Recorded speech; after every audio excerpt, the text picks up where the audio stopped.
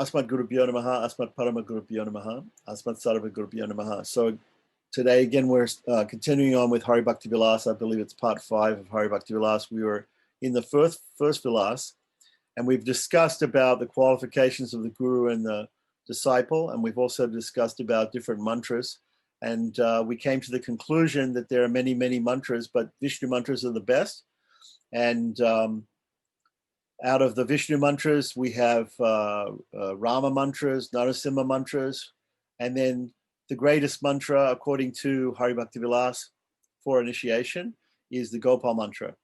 So now we're going to talk about the qualifications of somebody who to take initiation into the Gopal mantra. So I believe we are starting with Hari Bhakti Vilas. Sanatana Goswami and Gopal Bhatta Goswami, Gopal Bhatta has given this this text 193, which comes straight after the conclusion was that that Gopal mantra was the best mantra. In text 192, just to go over that again, we also have mentioned here that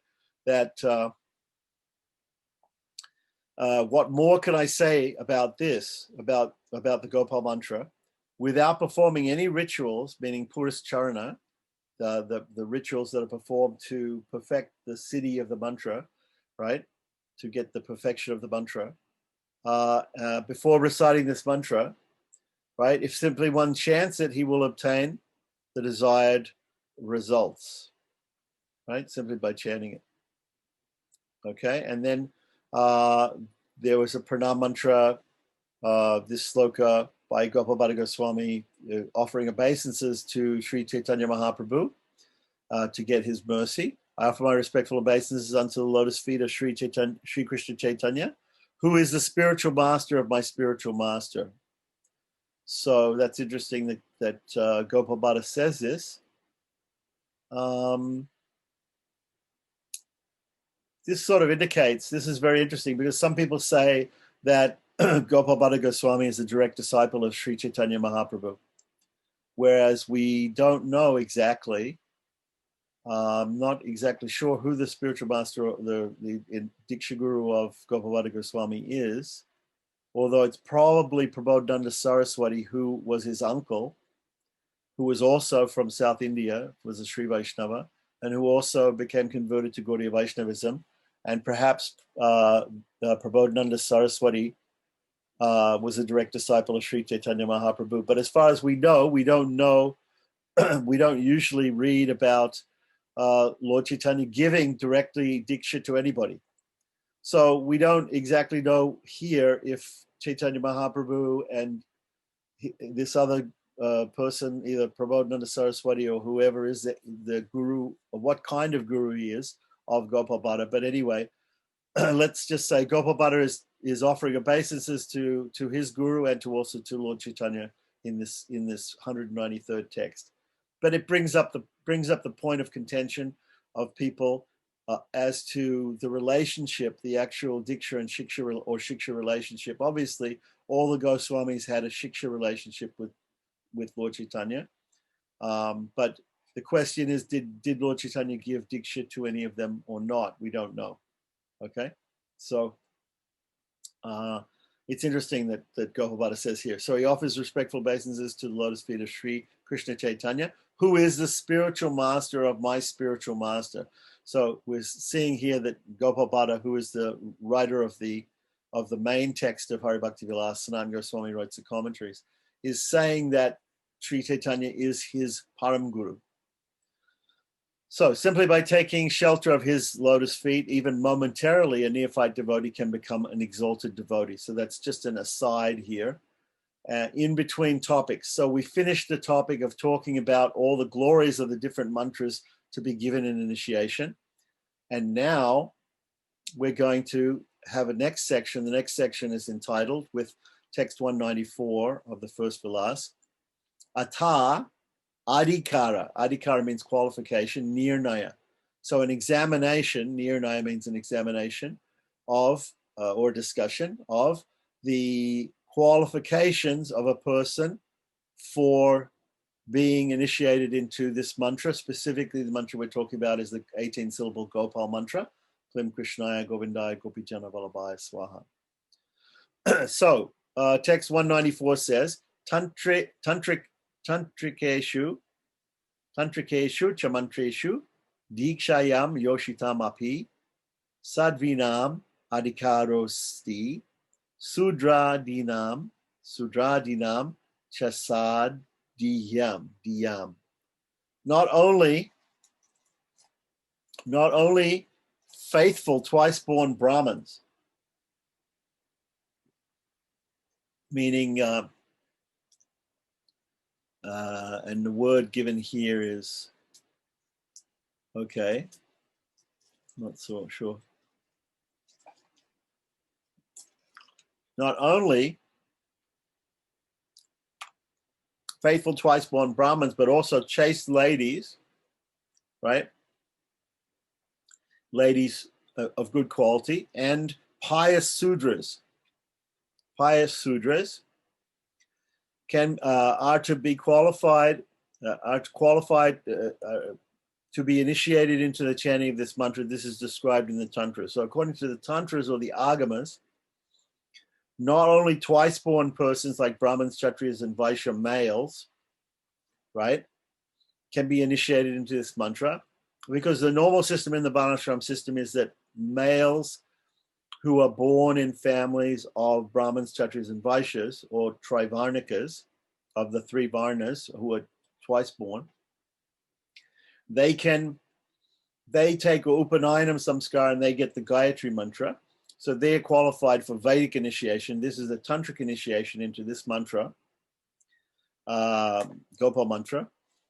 So according to Pancharatra and according to Tantra, everybody who is of good qualities, like chaste ladies and pious Sudras even, right, they can also be initiated into this mantra. So that's good to know that the mantra isn't restricted. The Gopal mantra is not restricted to only males.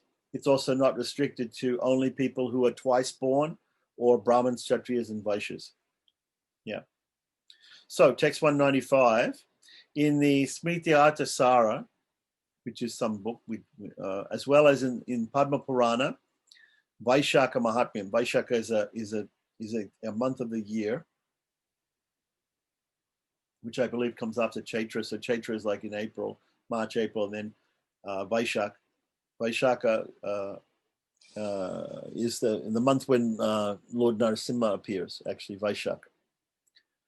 Or is it Jeshta? I'm not sure. Anyway, so Vaishaka Mahatmya means the glories of the month of Vaishak. In the Padma Purana, there's a discussion between Narada and King Ambarish about the glories of the month of Vaishaka. And it says, according to the rules and regulations that are mentioned in the Agamas, or the Tantras, the Vaishnava Tantras, Pancharatra Agamas, women who faithfully render service, devotional service to Lord Vishnu, while remaining devoted to their husband, and Shudras who have taken initiation can also worship Lord Vishnu.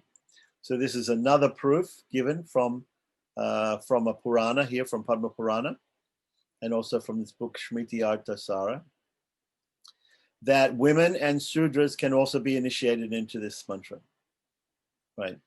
So we can continue on. The next text 196. After receiving initiation according to the rules and regulations that are described in the Vedas and Agamas, one should worship the deity form of his worshipable Lord. Even non-initiated Shudras can worship the Lord by chanting his holy names. I'm not sure where that is in the Sanskrit, but I think the ISKCON translator has just added that last line. We can certainly worship the Lord by chanting his holy names, but whether it's mentioned here, Nam Na, anyway, Sudra Nam Shaiva Bhavati. Anyway, the point is that all these people can be initiated according to the Vedas and according to the Agamas. And then after they get initiated, they can worship the deity. the form of the deity that they like. So, continuing on to text 197. Initiated women are also eligible to worship Lord Vishnu, especially if they desire the benefit of their husband. This is the ancient custom. So, okay, so it's very, very clear that Shudras and women who might not normally worship deities or worship forms of the Lord in a Varnashram system, they are eligible to worship the Lord after they've been initiated. So either they're initiated into a Vishnu mantra or to Rama mantra or a Narasimha mantra or this Gopal mantra, they can all be initiated. And after initiation, they can worship the deity. Because in Hari Bhakti Vilasa, after we get to the point of initiation, after that, immediately we're going to explain how to use the initiation, how to use the mantra that we got at initiation for worship of the deity. So, text 197. Initiated women are also eligible to worship Lord Vishnu, especially if they desire the benefit of their husband. This is the ancient custom. So another reason why women would want to take initiation is if they want to benefit the husband, right? Benefit their husband. There may be a situation where a man and wife are living, or a family are living, and the parents are worshiping a deity in the house. And sometimes maybe due to sickness or due to traveling, the husband is not there, and then the wife can perform the worship. And the wife is always needed to perform the worship anyway, because she's helping prepare different things to offer to the deity, such as foodstuffs, or in different ways, she's assisting the husband. Actually, this is also a Vedic thing. There's a system of fire ceremony every day in the household called Upasana Homam. And Upasana Homam means that some rice is offered into the sacred fire, which is kept by the husband, the sacred fire, the same sacred fire that the couple are married in. When the couple marry, they establish a sacrificial fire, and they take that fire with them to the new house where they're going to live. And they keep that fire alive in dried cow dung in a pot. And every day they they uncover the coals, the hot coals, morning and evening, and they fan the fire, and then offer a little bit of rice to the fire, so that the fire continues to burn to feed the. It's just plain rice. It's not cooked rice. It's just uncooked rice, and it feeds the flames. And they cover it with some more cow dung and keep it again until the next time that they do it, either in the morning or the evening. So the fire is kept eternally, and that is called the Upasana Homa.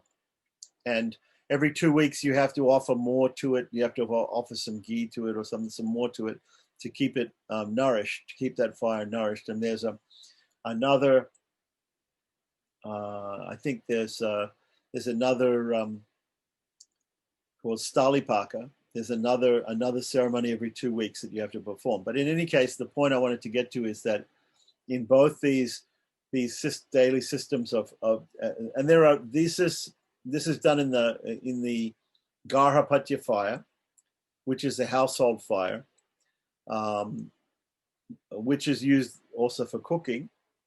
So there might be a yagshala in the house, and where they have a place for offering into the Garhapatya fire, and there may be different household fires, but this is the main one. And the Garhapatya fire is usually in a round fire pit, and the husband will every day request permission from the wife to perform the ceremony. So the wife has to necessarily be there every day and give permission. We know in the Ramayana that after Lord Ramachandra sent Sita away to the forest to Valmiki's ashram, when she was pregnant, she was sent to Valmiki's ashram, and she stayed there. And at that time, if he wanted to perform a ceremony, he had to have a deity of her made. He had a golden deity of Sita made to sit next to him while he performed the fire sacrifice. So the wife is important to be there with the person who performs the fire sacrifice. In fact, according to Pancharatra, even according to the Vedas, right? A person who loses his wife also loses his ability to perform fire sacrifices. So this happened to my first teacher, Emma Sampat Kumar Bhattacharya. He's a very famous Pancharatric priest in South India, and he has done a lot of pujas and a lot of fire ceremonies, but his wife passed away before him, so he was a widower. He had no wife, and actually there was one acharya, I believe he belonged to, I don't know if he belonged to a Hobolan Mutt, but anyway, there was an acharya of a Hobolan Mutt who was they're very strict, and they said to him, you don't have the qualification anymore because you didn't remarry after your wife passed away. So until you remarry, we don't accept that you have the qualification to perform a fire sacrifice because you don't have a wife, based on these ideas in the scriptures. So the wife is very, very important because she gives the permission for the husband to perform the fire ceremonies or perform the worship. She also assists. And in fact, even if the husband goes traveling for up to 1 or 2 or 3 days, the wife can perform the ritual herself, the fire ritual herself. The husband cannot perform it himself. So the husband at home without the wife cannot perform the ceremony. But the wife at home for 3 days, she can perform the ceremony if the husband is not at home. So it's interesting, these rules. So here, what we're talking about is can women perform deity worship? Yes, they can. Sometimes they do it by assisting, and sometimes they can do it directly. But the point here is that they can also be initiated into the mantras, these Vaishnava mantras, so that they can actually perform the worship of the deity. And we will see later on when we get to talking about different types of deities, even in the case of Shalagrama, normally the Shalagramas are not worshipped by women or Shudras in the normal Varnashram system. But here in Hari Bhakti Vilasa, the Goswamis specifically say that women and Shudras can also worship Shalagrama. So that's very interesting. So continuing on to text 198, again from the Agastya Samhita. Remember, the Agastya Samhita was mainly quoted here and in Chaitanya Charitamrita also by Srila Prabhupada. And it's mainly quoted about Rama mantras and Rama worship, the worship of Lord Ramachandra. So in the Agastya Samhita with regards to the Rama mantra, so again, even though we're talking mostly about initiation in the Gopal mantra here, again, he's still referring back to the initiation into some other mantras, other Vishnu mantras also, other Vaishnava mantras. So with regard to the initiation with the Rama mantra, it's also stated, Sudras who are religious, who serve the Brahmanas and who observe sacred vows, as well as chaste ladies, those born in intercaste families, intermixing of castes, families that are of mixed caste.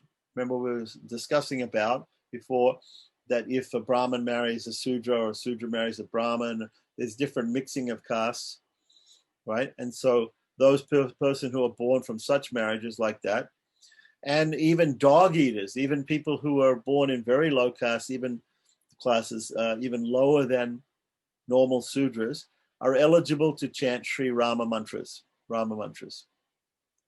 And by extension, we can say other Vishnu mantras and even Gopal mantra.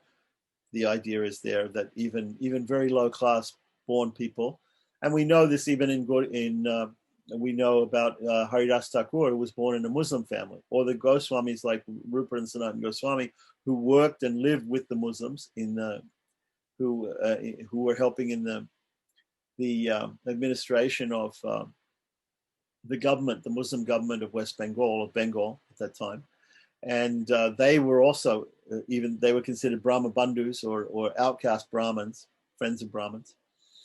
And so even persons like Haridas Thakur who are Muslims or outcast Brahmins like Rupa and Sanatan Goswami, they were all eligible to be initiated into Vishnu mantras, these different Vishnu mantras, including Gopal mantra, and to use those mantras in worship of the Lord's deities.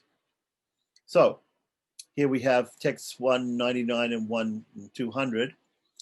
While giving initiation into Siddha mantras and sadhya mantras. A spiritual master should consider whether the disciple belongs to his caste or another caste, whether he's young or old, whether he's a man, a woman, or a eunuch. The word eunuch here is the Sanskrit word is, let's see, napumsaka here. Stri, pum, stri means lady or female, and pum means male or man, and napumsaka means transsexual or it could also mean gay, or it could mean but not male, not specifically male, or not female either, right? So there's this third class. So just like we have in many languages, we have words that are in many languages that are masculine words, feminine words, and neuter words. So we can translate this as neuter. Neuter means the person doesn't necessarily isn't necessarily classified as a male, isn't necessarily classified as a female, but is classified as a third thing. So that may come because the person has a mentality which is different from their physical body, their subtle body, their shukshma sarira is of a mentality different from the physical attributes that they have. So they may appear to be physically a man or a woman, but they may be attracted to a different than they should know. Normally, we have a person who is in a male body is attracted to females, and female body attracted to males. But we might have females that are attracted to females or males that are attracted to males. So the mentality may be different amongst certain people. So all these different sort of classifications come under the heading of napumsaka, not exactly male or female. So we could call that neuter. Here, the translators called that a eunuch. Napumsaka can also be a eunuch.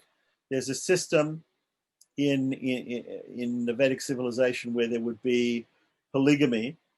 There was polygamy and polyandry. Polygamy means when one man has more than one wife. Polyandry means where one lady has more than one husband, in the case of Draupadi and the Pandavas. So there are these different situations of marriage. It's not exactly the same as marriage today. Marriage today is usually between one person and another person, like two people only, right? But they have these, and that's called monogamy. Monogamy means you have one spouse, a husband or wife. But in those days, they had other systems of marriage, which were either polygamous or polyandrous. So in a system of polygamy, sometimes you would have a king who had a lot of queens, many queens. So he would have what's called a harem or a zena.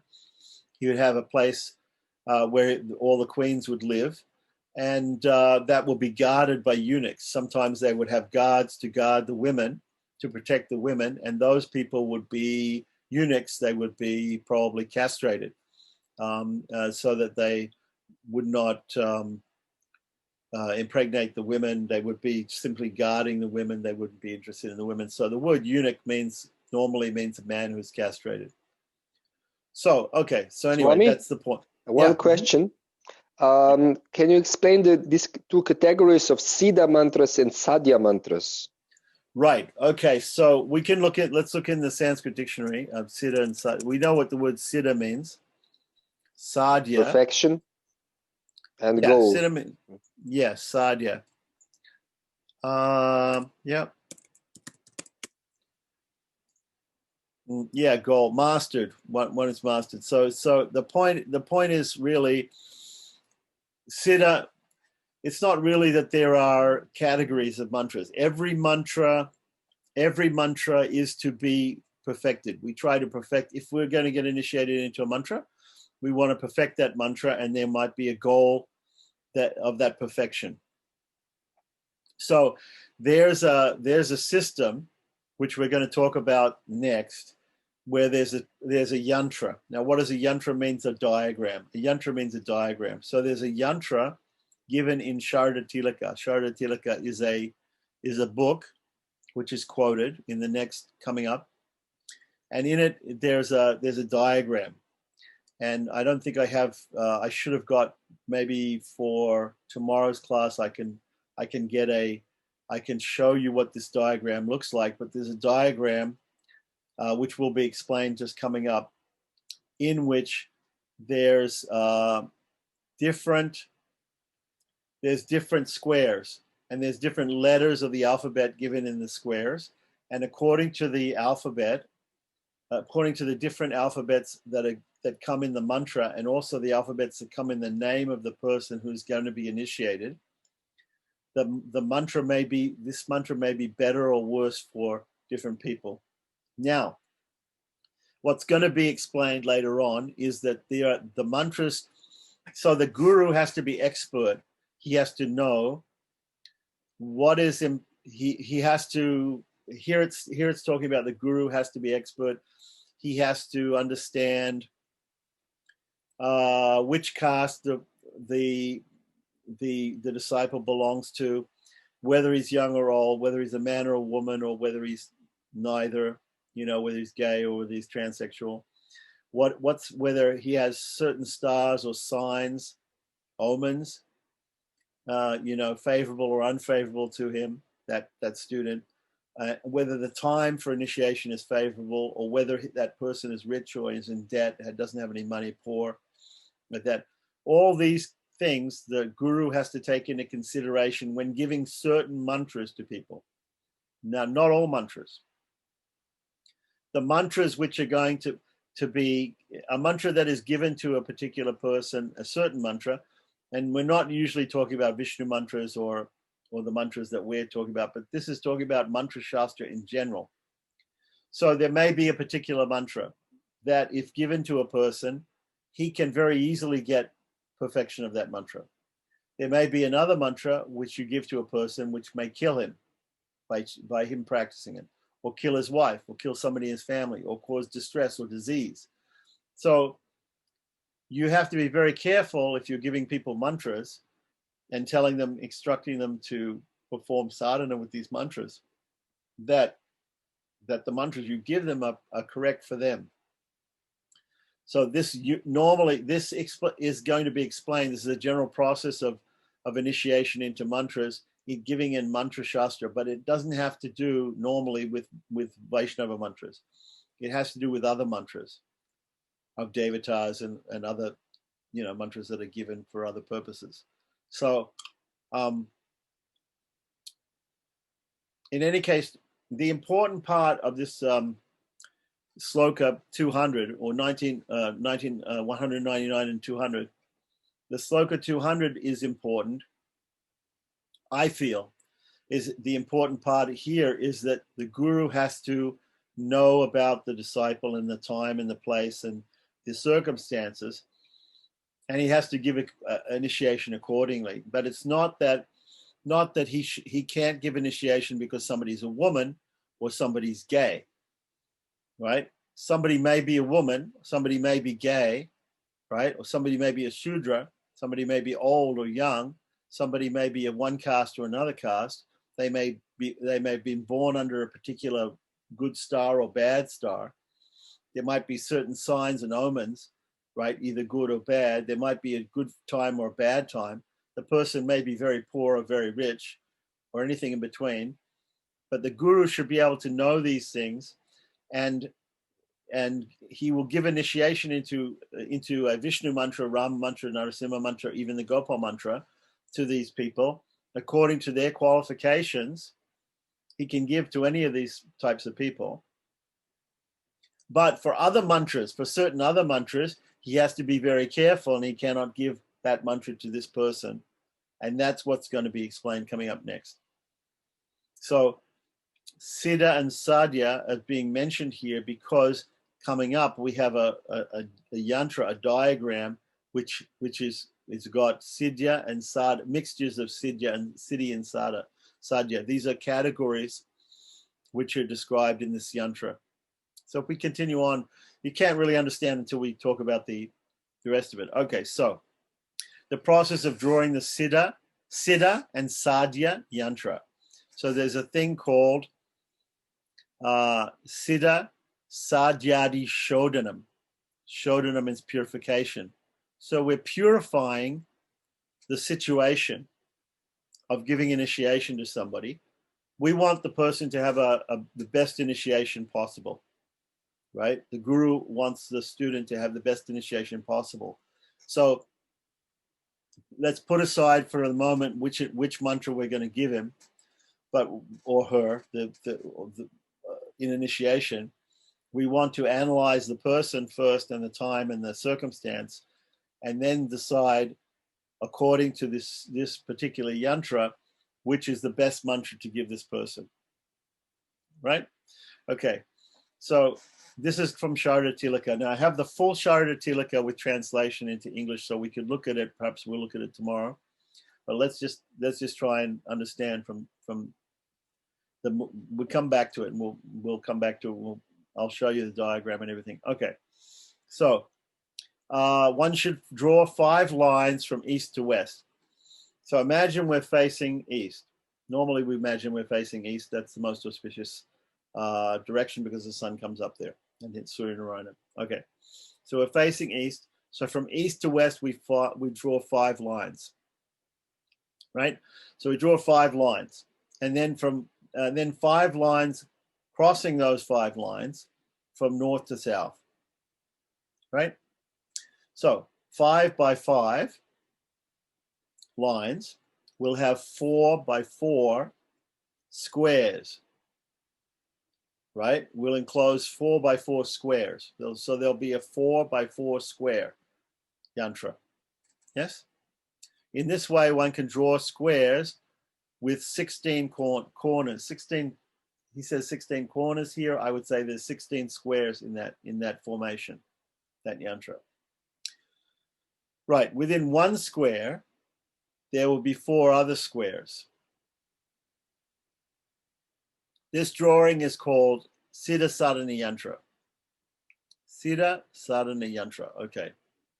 So, one should then write the 16 vowels beginning with A. So what are the 16 vowels beginning with A? In Sanskrit they are A, I, U,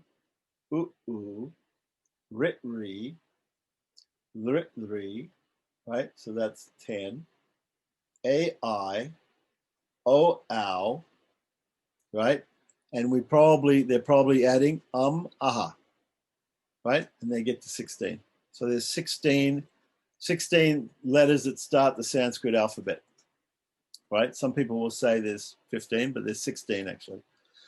Okay, so we've got A, I, U, Ri, Ri, Lit, Ri, A, I, O, Ow, Aha, right? Ang and Aha, Anuswara and Visarga are not usually considered vowels, but for this purpose, let's say that they are considered vowels.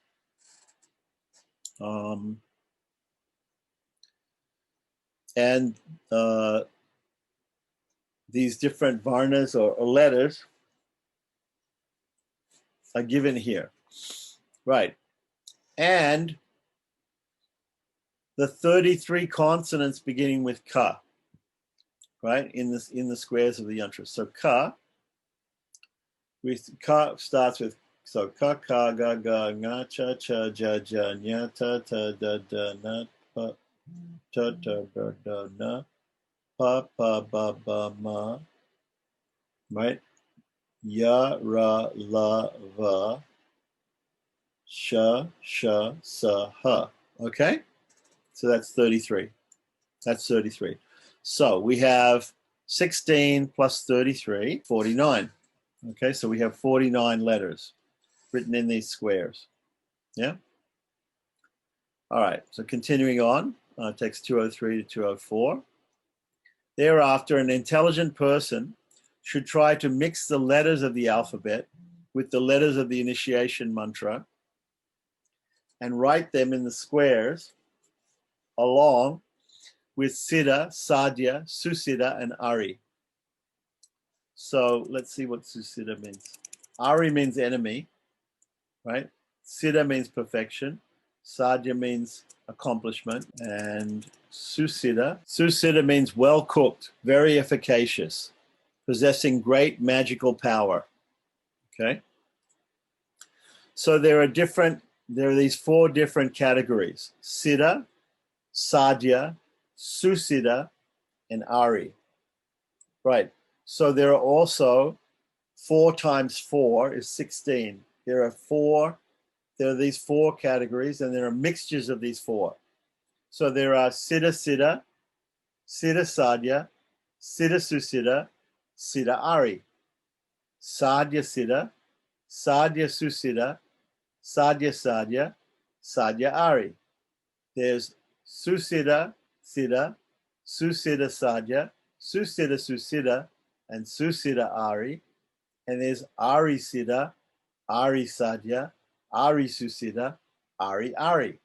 Okay, these are 16 mixtures, right? If we mix the 4 things by 4 by 4, right? 4 squared, 4 times 4 is 16. So these are the 16 mixtures of these things. So Siddha Siddha is considered to be the best. If you give a disciple a mantra which works out for him to be Siddha Siddha, it'll be easier for him to get perfection in the mantra.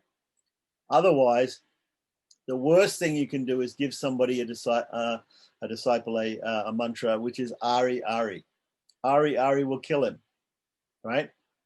Right? It will be very bad for him, right? Because it's enemy. It's double enemy. Okay. So there's all different examples of this.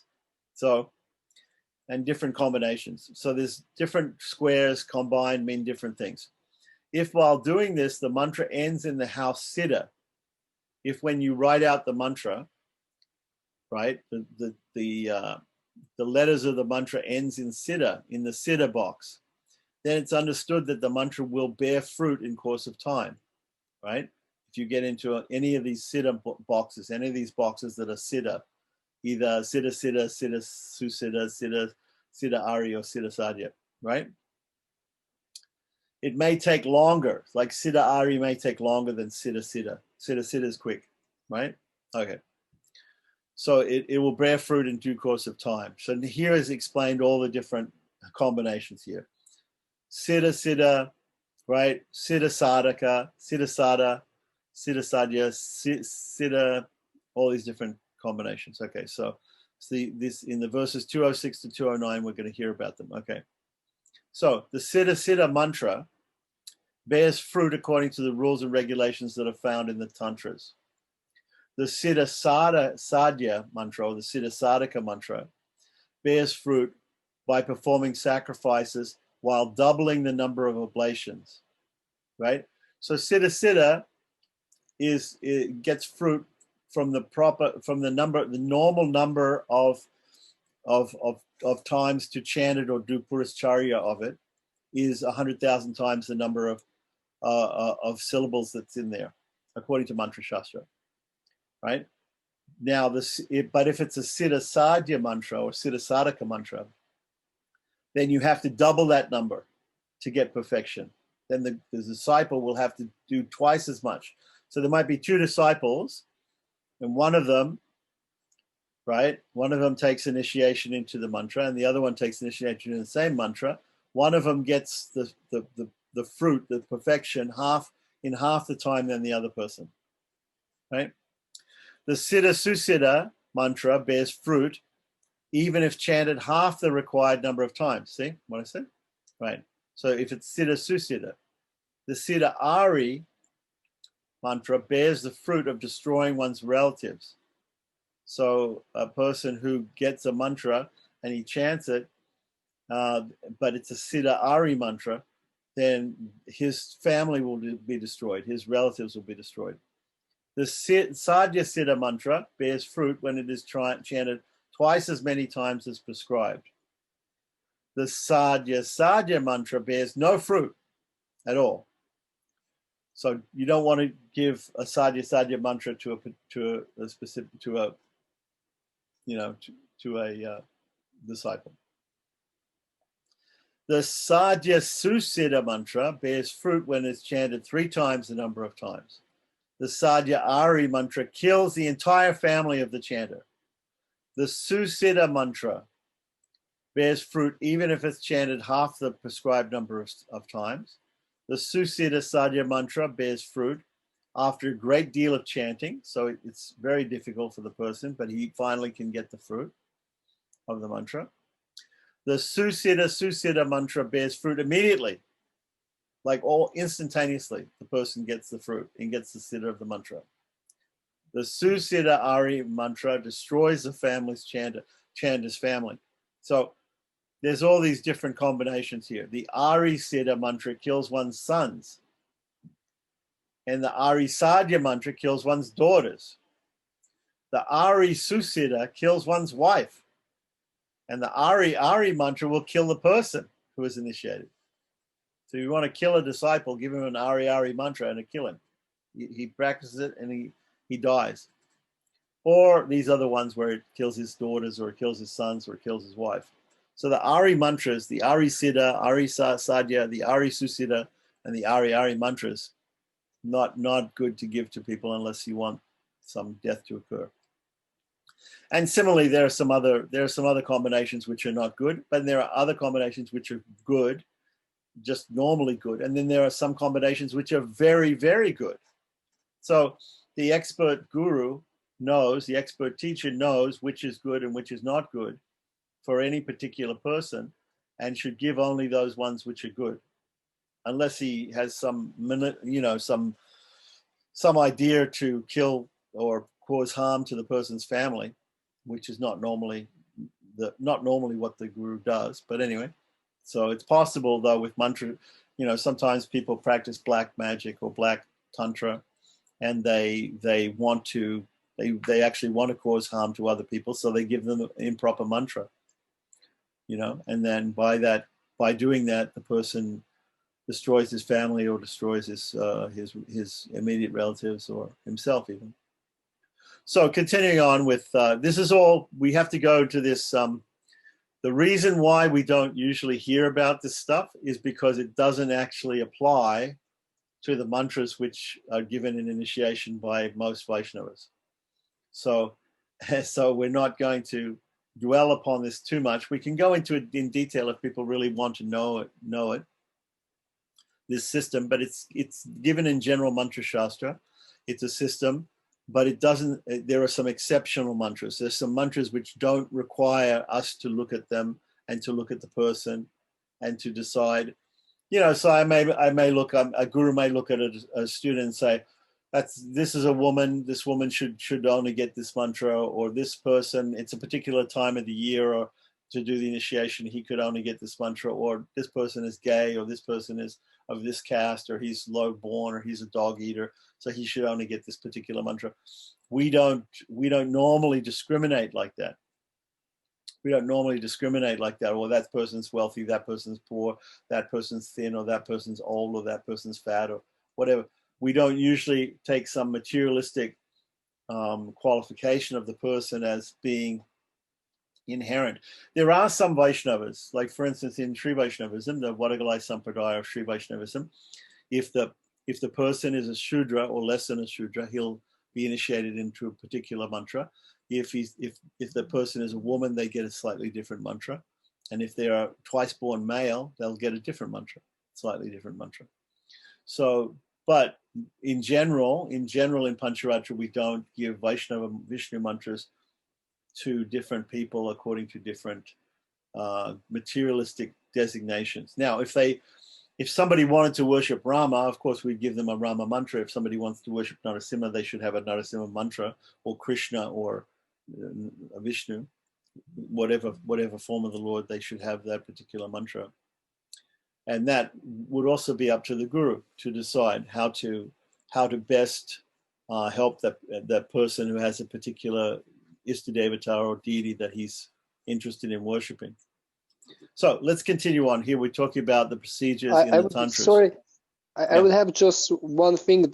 I'm trying to understand the whole concept of this yantra. Is yantra always looking the same, or is it changing according to person, or what are the factors actually determining which mantra? Exactly. Yeah. So you basically you make with 5 lines vertically and 5 lines horizontally, you end up with this 4x4 squares. those squares, you put along the top. If it was an Excel spreadsheet, you would put along the top Siddha, Sadhya, Susiddha, Ari. And then down the side, you would put Siddha, Susiddha, Siddha, Sadhya, Susiddha, Ari.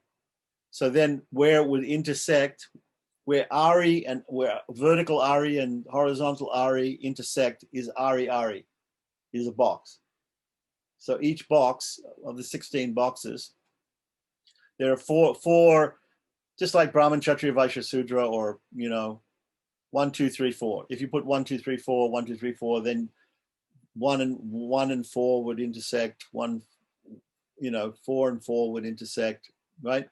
So there's a box which is Ari Ari. There's a box. So what you do is it says put the letters of the alphabet in the boxes. So you just start from the left and go along the top left, the second line, third line, like that, and keep putting in the letters. So there'll be letters in all these boxes. Yeah. Then you look at the letters of the mantra, and you look at the letters of the person's name. Oh, okay. Right? Yeah. And so you put in the letters of the person's name and the letters of the mantras where the letters end. So you put, okay, here's the first letter of the mantra, it goes in this box. Second letter goes in this box. Third letter. The last letter of the mantra, which box it goes into, right? Or wherever we end up in, whatever box we end up in. It's sort of like when you spin a wheel, like they have these people who gamble, they spin a wheel, right? And they put what's it called? Roulette. You spin a wheel and you put a marble on the wheel, and the marble jumps around on the wheel and stops in a particular space. So you putting the mantra in there and the person's name, and it will stop in a certain place. Where it stops is if it stops Ari Ari, and you give that mantra to that person will kill himself by chanting it. If it stops in, Siddha Siddha, then he will, easily get the perfection of the mantra. If it stops in another one, he will instantly get the perfection. If he like that. So you want to pick the best mantra for the best person. But the question is, what mantras do we have to do this with? That the reason why it's being explained, Gopal Bhatta is trying to be very comprehensive. The Goswamis are trying to be comprehensive. So they're think of Hari Bhakti Vilasa as an encyclopedia. So everything in the encyclopedia, encyclopedia is not like a book that you read from cover to cover, or a dictionary. A dictionary, you don't read it from A to Z. You don't read it from cover to cover. It's a reference book. So this yantra is a reference thing. If you're considering giving a mantra to a disciple, then you take all these certain things into consideration, omens and the person's birth star and all these different things. Then you look in mantra shastra, and one of the things that you have to take into consideration is this yantra, right? And you have to look and see. And there are other things also. There's a yantra for nakshatras. There's a yantra for different things. And you have to, using this, you find out, oh, that will be a very good mantra for this person. And then you give it to them. And, oh, this wouldn't be a very good mantra for this person, so we shouldn't give this person this yantra. We should give another person this to another person, or we should not give this one. So there are times when you want to do this, when you want to use this, and times when you don't want to use this. The time when you want to do this is when you're using particular mantras that it's for, but mostly the Vishnu mantras it's not for. So we're going to see that. It's going to explain right in this next section. Tata, so according to the tantras, the procedures are found. So in text 210 to 212, it's going to explain something, right? There is no need to purify. So this is a system. This system of this using this yantra is a system of purifying the mantra. It's not really purifying the mantra in the sense that we're taking a mantra and purifying it. We're purifying the system of initiation, that we're deciding which mantra to give to a person. So we might have certain 2 or 3 different mantras that we're deciding on whether to give the person. So then we test those different mantras and we find the one mantra which is better for him, for that person, right? According to that system. So that's the whole idea of purifying the system of initiation, rather than indiscriminately giving every mantra to everybody. Every mantra is not meant for everybody. If you give every mantra to everybody, you'll end up with these problems like people dying in the family and bad things happening. Or some people, it'll be very good for them. But you shouldn't do it indiscriminately is the point. The guru... And this system is not taking caste into consideration, or? Taking caste. Yeah. Caste. Yeah, but this particular part, this particular Siddha Ari thing has got only to do with the letters of the mantra and maybe the letters of the person's name also, but not anything else. So it doesn't have to do with caste. Although somebody might have a caste name, they might have the name might include some caste designations. I'm not sure about that. We'll have to go more deeply into this.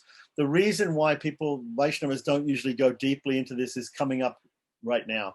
And that is the fact that Vaishnava mantras are exempt from this. These are for non-Vaishnava mantras. These are for mantras like Devata mantras or some other, Ganapati mantras or something like that. So you have to be careful. But in order to completely explain about mantra and initiation, he's explaining about even non-Vaishnava initiation, right? So there might be some person who's a guru, he's giving a Shaiva mantra or a Ganapati mantra or a Durga mantra to somebody. Yeah.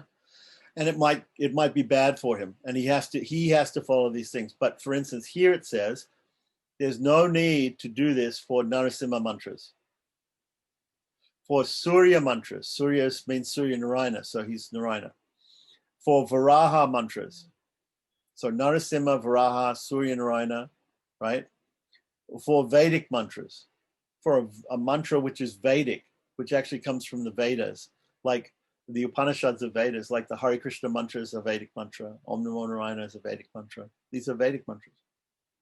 And mantras that please the Supreme Lord. Mantras that please the Supreme Lord, meaning Vishnu mantras, right? So there's no need to purify mantras that are received in a dream. Okay, so we find also the fact is that there are some Vaishnava sampradayas where the Lord has appeared in a dream, or the Lord has appeared when a person's in a trance and given a particular mantra to that person.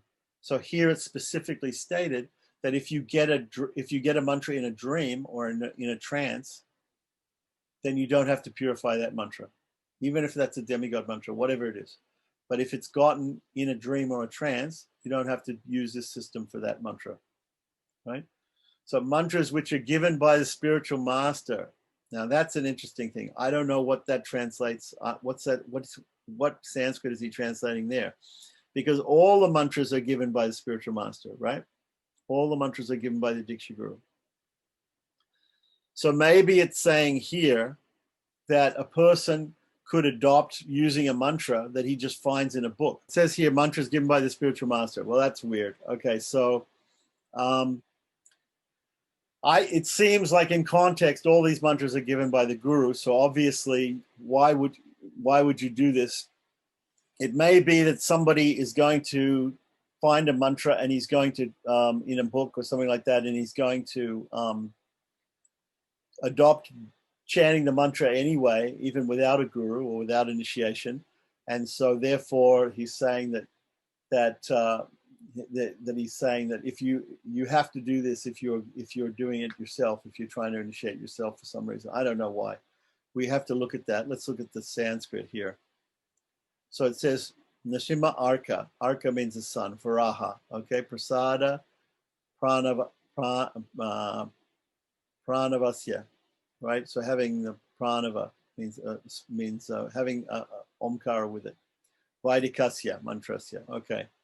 Right. So you don't have to do that. Right. So swapna means in a dream. Striya date. Okay. So that means given by women. So if a woman gives a mantra, if a woman guru gives a mantra, then you don't have to worry about women gurus don't have to worry about this, because well, you and as disciples don't have to worry about women gurus if they give it, not a problem. Mala mantra. Mala means usually dirty things. Ekakshare tata. Actually, the Sanskrit to this indicates a lot more things than just what is being said in the translation here. So we have to actually look. So like ekakshare means a single syllable mantra.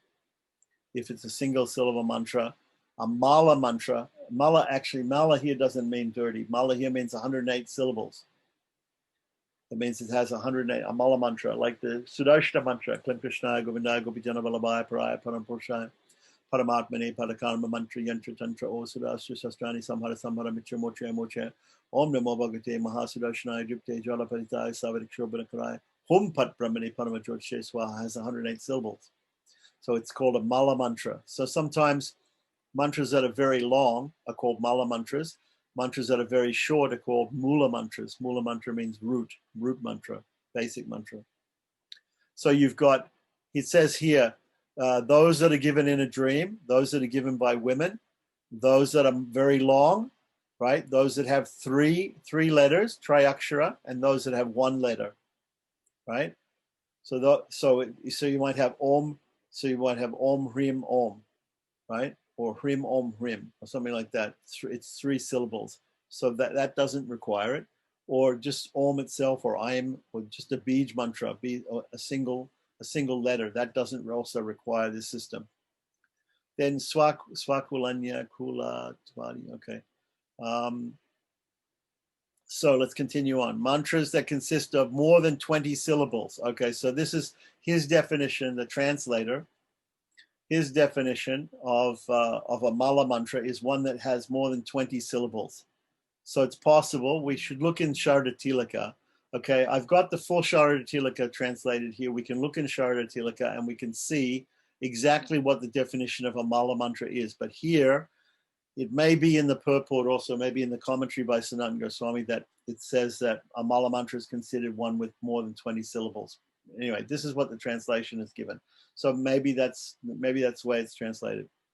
But normally the mala mantra means approximately 108, if not exactly, but approximately 108. It's a long mantra, 108 syllables. Then we have mantras consisting of 3 syllables, 3 Bij mantras, or 1 syllables.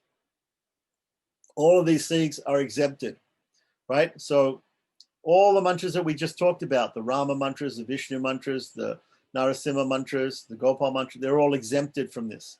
So there is no mantra that I can think of that Vaishnavas, especially Gaudiya Vaishnavas, would give that you need to follow this system of Siddha and Sodhya. They're all available for everybody. All the mantras that we normally give in initiation. So it's just given this whole idea of the yantra is given. That's why people don't go into it too deeply, because it's not applicable. It's not applicable to Gaudiya Vaishnava mantras or even Vaishnava mantras in general. The only thing that might be applicable is in some Vaishnava sampradayas or for some smartas, right? This whole thing might be applicable. Swami, Yep. Just short question Yep. about this reference to Stri, the woman giving mantra is, can this also mean the Vaishnava guru, or I mean, how to understand this? We don't have to go into the whole topic, but just this particular understanding. I don't know. All it's said here, okay, you've got swapna, means dream. Swapna labde, given in a dream. Striya date, given by a lady, by a woman. Yeah. Doesn't say given by a woman guru, just says given by a woman. Yeah. So apparently, okay, so another thing we should understand is that if we look in Pancharatra, there's a samhita called Lakshmi Tantra. And in Lakshmi Tantra, if you read Lakshmi Tantra, it says that all women all females, right, have got some aspect of Lakshmi. They have some quality of they have some qualities coming from Lakshmi, right? So they're to be considered, they're to be honored because of that. Women are to be honored because of that, because they have some of the characteristics of Lakshmi. You know, they're naturally kind, they're naturally merciful, they're naturally compassionate, right? So women have some of these qualities coming from the goddess Lakshmi. So this is to be honored in women. So women have some good qualities. In fact, I think even in, I mean, Gaudiya Vaishnavas also, they think all the souls are considered ultimately to be feminine, not masculine, because we're all, as living beings, as living souls, we are all subservient to the Supreme Lord, just in the same way as in a normal patriarchal society, the ladies, the wives and the mothers are subservient to the husbands, but in a sense, you know, in a social way, right? Whereas, of course, a woman in a totally spiritual way could be a much more advanced spiritual person than a man. That's on a spiritual level, but in social understanding, the women in a patriarchal society, which most human societies are patriarchal, some are not, but the women are a little subservient to the men, right? In the sense that the wives because they have these natural tendencies of compassion and of kindness and of mercy and of, you know, all these sort of things, which they get these things, these qualities from we get all our qualities, of course, from God, but we see these qualities naturally there in the Supreme Goddess Mahalakshmi, or Radha, right? And she acts as a mediatrix. She acts as what we call a Purushakara between the souls and God. She's she's the mother of the souls, and she's the consort of the Supreme Lord, Sri Krishna. So like that. So she's in between like that. So ladies have these qualities. So they're seen by Vaishnavas in general as having some good qualities in that sense. Even any lady has some of these good qualities like that. So because of that, if you get a mantra from a lady, right, you don't have to go through this process of purifying it. But once again, we're not really talking about women Vaishnav gurus here. Women Vaishnav gurus would only be giving Vaishnav mantras. And as we're saying, the Vaishnav mantras are exempt from this discussion anyway, right? So what we're talking about is mantras which are not Nrsimha mantras, not Varaha mantras, not Surya mantras, not single syllable, not Vedic mantras, not Omkara, not 3 syllables, not more than 20 syllables, right? There's all these exceptions, and one of them is they're not just, you know, but there's another exemption is got in a dream or gotten from a lady. That's another. It's an exemption. It's an exemption given here. So, but there is a system. It means there is a system where ladies are giving some mantras, and we don't know now which system he's referring to. Yeah, well, if you know, the thing is, it may not be a system, but it may be some lady gives a mantra, right? Just like there's no system for getting a mantra in a dream. You just have a dream, and you get somebody comes to you in a dream and gives you a mantra. That's fine. That's considered perfect. You know, there's an example of this there's a couple of examples of this in Vaishnava history. You have a person called Ramananda, who hundreds of years after Ramanuja passed away, this Guru Ramananda, he had a dream, and he was initiated by Ramanuja in a dream. He was initiated in a dream. So if you get initiated in a dream, that's okay. If you get initiated by a woman into a mantra like that, that's considered to be okay according to this. According to this, I'm not saying, you know, and I'm not arguing with people. There are people who say that the people who are arguing against women gurus in ISKCON, they're arguing that women shouldn't give a particular mantra. Here, we're not saying that. We're saying Any mantra given by a woman is an exception, and you don't have to analyze it. You can simply use it. That's what it says. Now, unless the commentary says something else, I don't know. We can look at the commentary and see if there's anything else said. But you notice, interestingly enough, the ISKCON person who translated this didn't translate that part, Striya Date. He didn't say it. He didn't translate that. Just like in the previous verse in 200, right? He calls Napumsaka a eunuch, right? Whereas I would say that's a proof. To me, that's a proof that you can even initiate people who are gay. Now the question is whether that person, you can initiate a person who's a Sudra also. You can initiate a woman also, but you should initiate chaste ladies. You should initiate pious Sudras, right? So similarly, you should initiate pious people who are gay, right? You should, so it's not a blanket. That verse 200 is not a blanket that anybody who's homosexual can be initiated. What it's saying is, if somebody is that way inclined, but they are pious, they can still be initiated. Prabhupada had many gay initiated disciples like that. But the qualification was for him that if you are pious, if you follow the principles, then we don't mind what your attitude in your mind is. We don't care. But you, as long as you follow the principles and everything, you can be initiated, and that's what he did. So the same thing here with this idea of getting from a woman. It's an exception. It's an exception for mantras that we're talking about. But the mantras that we're talking about are not Vaishnava mantras. They're not Narasimha mantras. They're not Braha mantras. They're not Mala mantras. Right? It's an exception. The exception is a mantra given by a woman. It's an exception. Yeah, no, it's very clear. Thank you. Yeah. Yeah, it's still not totally clear to me either, and we should probably look in the purport. We can look it up. What verse number is it? It's 210 to 212, and so it's 211. 211 in Hari Bhakti Vilasa verse 211. Mostly, these sort of parts of Hari Bhakti Vilasa are neglected by most people because they don't apply to the particular mantras that we're talking about in initiation.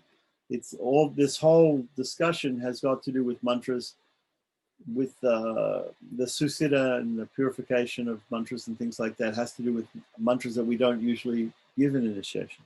210 to 212, there's only just, it just says asya eva muktasya siddhadi so dhanasya too. So it doesn't really say, there's no explanation of it. 210 to 212.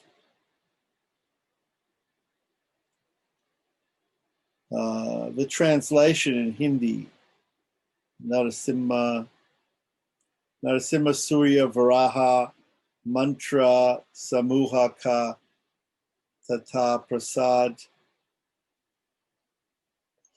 Hum Shiva Mantra Pranava Evam Vaidika Mantra Suhaka Siddhasodhanaka. Okay, Swapna Stri Loke Dwara Pradata. Stri Loke Dwara Pradata. Those that are given by the women. Stri Loka Dwara Pradata. Evam Jisha mantra me Vimsati Akshara. Okay, so here in Haridas Shastri's Hindi translation, it says Vimshati Akshara. So it does say that more than 20 syllables in a mantra is a mala mantra. Okay, but where I don't see that in the text in the Sanskrit, but in the Hindi he's given that. So that may be something that he's got from some other investigation of mantra shastra that he is understood. So we can go into more if we actually look at Sharda Tilaka. It's like if we pause here for a second. Oops. So I'm looking in Sharda Tilaka, which this system of purifying the initiation or purifying the mantra for initiation is given. And I'm just going to read out a little bit about this. There's another method of purification. Now, in Sharda Tilaka, there are other methods of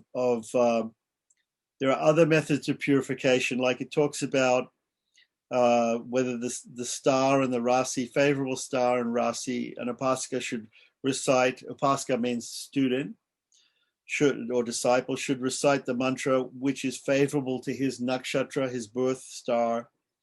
And there are also other different things involved, and rasi and lagna and wealth and whatever. There's many different things. Okay, so coming to a verse in the second patala of Sharda Tilaka, verse 129, it says, another method of purification of mantra was in the set of 16. So the set of 16 refers to these 16 squares. This Siddha Sadhya Shodhana yantra, which is described in Hari Bhakti Vilasa, is coming from here. So the letters A to Ksha are written in order, beginning with the first letter of the Upasaka's name. That's a little bit confusing, right? In which the square, the letter takes place. From that square, 4 squares, it is assumed the following: Siddha Siddha, Siddha Sadhya, Siddha Susiddha, Siddha Ari. The second 4 will be called Sadhya Siddha, Sadhya Sadhya, Sadhya Susiddha, and Sadhya Ari. The third and fourth squares shall be Susiddha Siddha, Susiddha Sadhya, Susiddha Susiddha, and Susiddha Ari. And the last 4 will be called Ari Siddha, Ari Sadhya, Ari Susiddha, and Ari Ari. Right? So then it describes, it says, Siddha, the letters will be relatives, helpful. Sadhya will be servants. Susiddha will be benefactors, and Ari letters will be destroyers. So any ceremony based on the consonants are named as Deepta, and vowels are Pita, which are fruitful.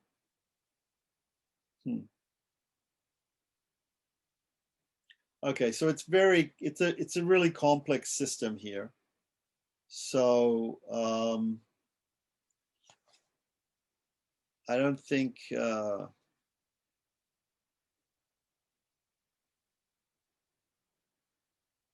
it's very useful to go through it.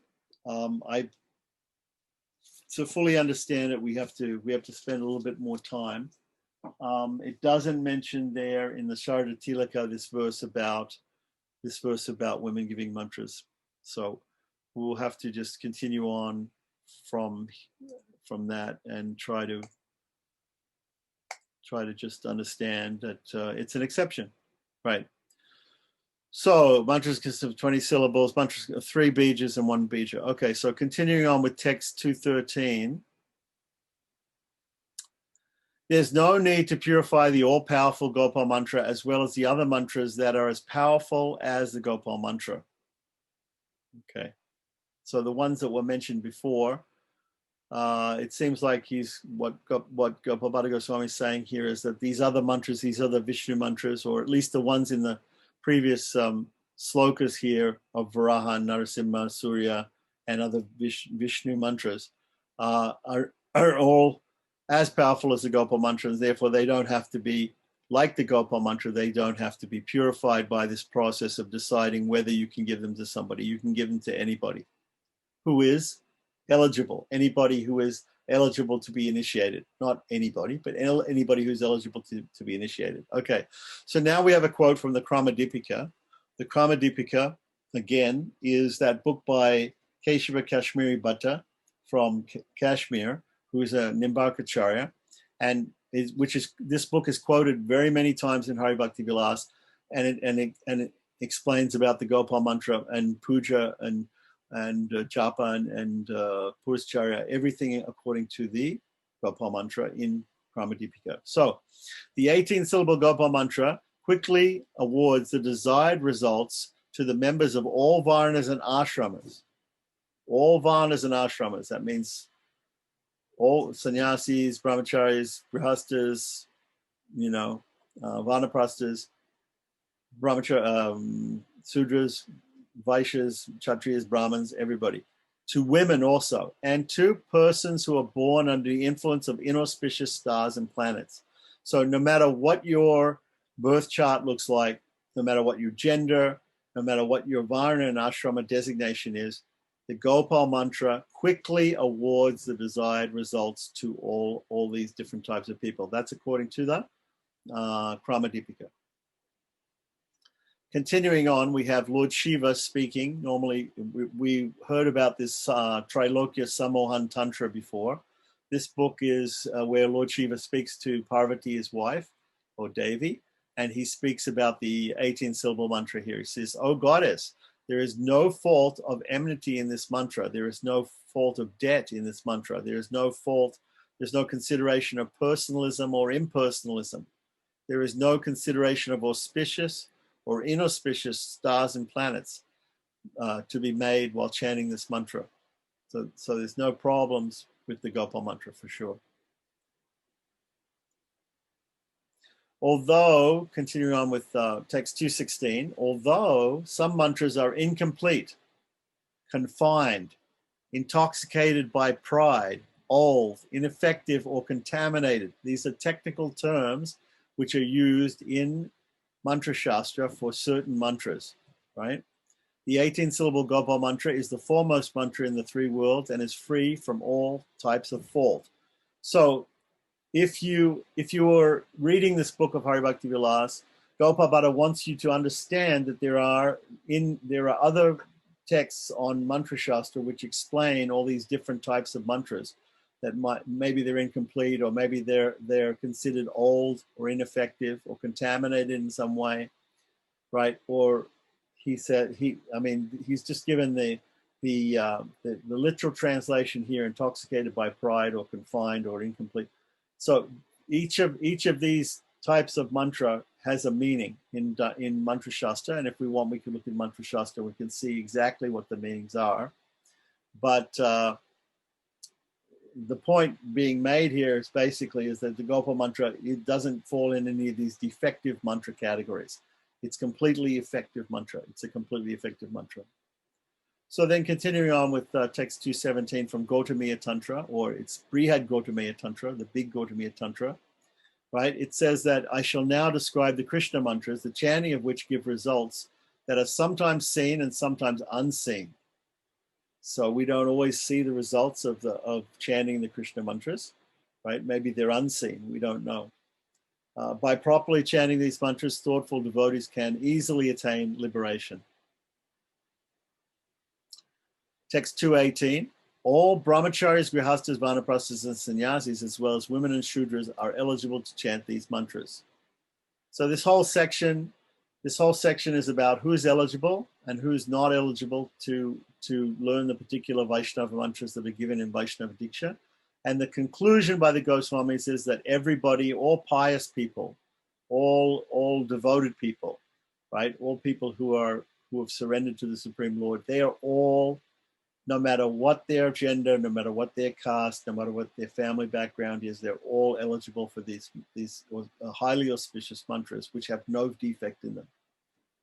Vishnu mantras. Okay. So, 219, do not try to distinguish between friend or enemy or purity or impurity when chanting this mantra, meaning the Gopal mantra. No hard labor is required while practicing the chanting of this mantra. Text 220, just as fire takes no time to burn cotton to ashes, in the same way, this mantra does not take even a moment to destroy the darkness born of ignorance. Nice. Text 221, And you can see in text 220 the words Siddha and Sadhya and Susiddha and Ari are all mentioned. Those categories that we had from before, they're all burned, they're all destroyed immediately by immediately chanting this Gopal mantra. So 221, the syllables of this mantra are transcendental and perfect. Brahma had given this mantra, Brahma had received this mantra in the beginning of creation. Now this is coming from where? Gopal Tapani? This is Gautamiya Tantra. Okay, so this is coming from Gautamiya Tantra. So it says here, Brahma received this mantra in the beginning of creation. Now it's interesting that it says that. When it says beginning of creation, it means the beginning of a creation that happened at the beginning of the second half of Brahma's life. Remember, because we read in Gopal Tapani Upanishad that Brahma, it was in the second half of his life. So it's not the original creation of that Brahma, but it's coming after a certain number of pralayas. Do you remember that from Gopal Tapani Upanishad? So Brahma received this mantra in the beginning of creation. Indra became the king of heaven. Demigods were awarded the heavenly planets as their residents, and Brihaspati received recognition as an eloquent speaker by the influence of this mantra. So here it's giving a mahatmyam. It's explaining the glories of this mantra, that by receiving this mantra, Brahma was able to create. Indra became the king of heaven. Demigods were awarded these different heavenly abodes. And even Brihaspati became the eloquent speaker and the guru of the gods, the teacher of the gods. So at the end of the Gautamiya Tantra, right? So this is all from Gautamiya Tantra. And from the end of the Gautamiya Tantra, it's stated, text 222, O great sage, what is there in this world that cannot be attained by devotional service to Lord Vishnu? By the mercy of Lord Govinda, everyone, from Lord Brahma down to an insect, can attain perfection. So everybody, by the devotion, it's just ending up this section saying by devotion to Lord Govinda, everybody can become perfect from Brahma down to the ant, from Brahma down to the insect. Text 223, O foremost of sages, I have thus described to you some of the glories of this mantra, meaning the Gopal mantra, some of these glories, which is the source of all kinds of opulence and destroyer of all kinds of fear. Text 224, the glories of this mantra are innumerable. Thus, just as there are innumerable stars in the sky and innumerable particles of sand on the shore of the ocean, by chanting this mantra, one can attain the 4 types of liberation. Then, text 225, apart from the Sri Krishna mantra, there are other mantras in the tantras that require purification. So here, Gopalbhatta is saying that there are some other mantras that come in some tantras or some agamas that require purification. For your benefit, I will now describe the 10 kinds of purification in relation to these mantras.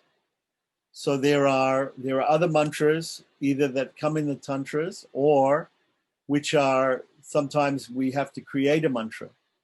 Sometimes we have to create a mantra. Actually, this happened mostly only once for me in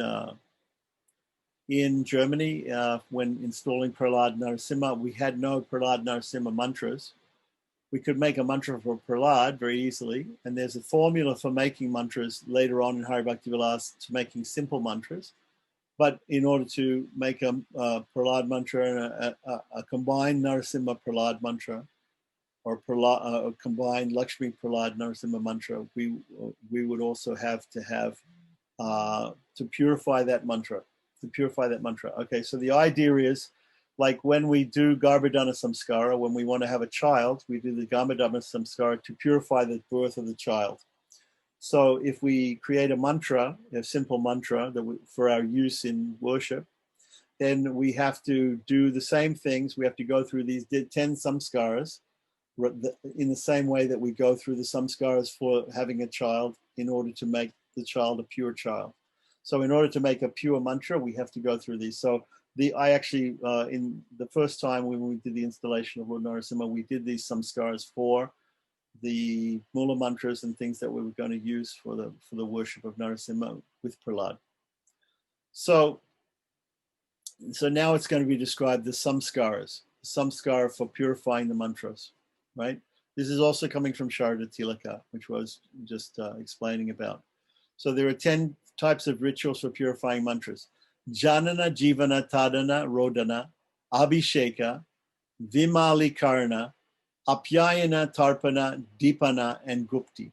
These are the 10 samskaras. Each one of them is a way of purifying the mantra. Yeah. Okay. So continuing on with text 227 to 234, right? It explains a little bit more detail about these, right?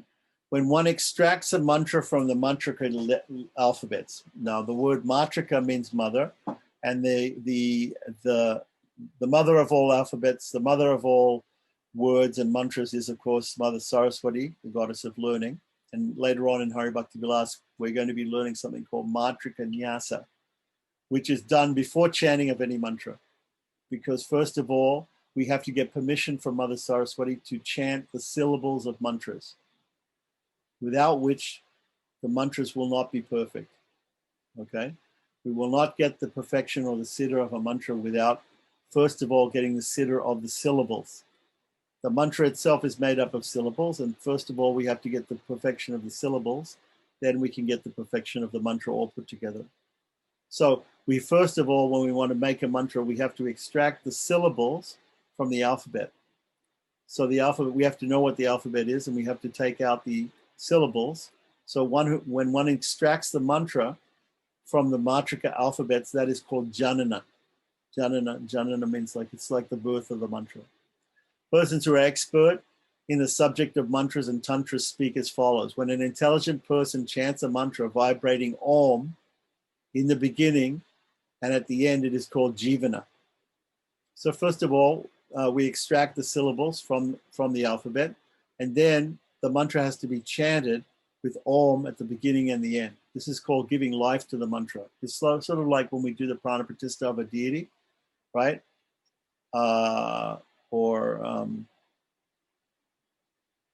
Okay, so maybe like when a child is born, and then after it's born, they give a little tap to the child, and the child starts to cry and starts to breathe, right? So this jivana is like that. It's like giving life to the mantra, giving some life to the mantra. That is called jivana, right? So then we have when one writes the letters of the mantra and sprinkles over it water mixed with sandalwood, that is called tadana. Okay, so what you do is you get a pure piece of marble or some pure copper or something which is a pure element, and then with the ring finger of the right hand, usually you'll take some sandalwood paste or some other holy paste, and you'll write in Devanagari or in any alphabet, right? You'll write the letters of the mantra. Then you take holy water and sprinkle it on the mantra, on the mantra, right? Chanting, particular mantras and things like that. That is called tadana, scented waters. So we did that, right? When one writes the letter of the mantra with the seed of the kavari flower, that is called rodana. I don't know exactly what a kavari flower is, so it's difficult to do that, but you can take some auspicious flower like a lotus or some other flower like that. If we can find out what this karavi flower, if it's available, then we should do that. That is called rodana. According to the rules that are prescribed in the tantras, a devotee may use as many ashwata leaves as the letters of the mantra for the purposes of purification. So this is called abhisheka. So ashwata is a banyan tree. So you get banyan leaves and pour these banyan leaves on the letters of the mantra that you wrote out, like that. That is called abhisheka. A devotee who should meditate on the mantra and place it in the fire just to purify it. This is called vimalikarna. So you also use this mantra in the fire ceremony, right, to purify it. It helps to purify it. It is also known as Jyoti mantra because it consists of Om, the Vyoma bija, and the Agni bija. Okay, so Vyoma means space, and Agni means fire. So Vyoma, sky. Yeah, sky. atmosphere, air. So I'm not sure exactly what the Vyoma, we can look that up in Hari Bhakti Vilas, but Vyoma Bij will probably be, Agni Bij is Ram, and Ram, and Vayu Bij is probably Yam, right? And it is known as Jyoti mantra when it's used with Om, Yam, and Ram, like that. So this may be, not exactly sure how this is done. Anyway, when one sprinkles water with kusha grass on each letter of the mantra before chanting it, this is called apyayana. So simply sprinkling again. When one writes the mantra inside a yantra and sprinkles it, inside a yantra means normally you're making a diagram, normally a satkona or a six-pointed star inside inside a 8-petal lotus, inside a square which has gates in the 4 directions and has 3 boundaries. Right? That's a typical yantra. Okay, so make a yantra diagram like that. Write the mantra in the middle of it, and sprinkle it with water and purified mantras. That is called tarpana. Then one who chants the mantra along with Om, the Maya Bij, and the Lakshmi Bij. Well, Maya Bij is Hrim, and the Lakshmi Bij is Shrim, Shrim. So Om, Hrim, Shrim. You chant it with Om, Hrim, Shrim a number of times. That is called Deepana, or lighting it up, right? When one conceals the mantra at the time of chanting, it's called Gupti. So then after this is all finished, after the mantra is purified, then the idea is to also chant it in a very concealed way, in a very secret way, and conceal it. Okay, so then continuing on with text 235, there's probably more exact details of how to do this in the purport. Let's see, 227 to 234, 227 to 234. I'm just looking up. Vayu Bijam, yeah. Vyoma Bijam is Vayu Bijam, yeah. Same thing. So that's Yam. Om Ham Ram Om. So in the Hindi translation, there's a little bit more information, but not much. So basically, it just gives synonyms for the Sanskrit of all these things: Prana, Akasha, Agni. Okay, different bija mantras used, chanted with different bija mantras to purify it. Okay, so continuing on.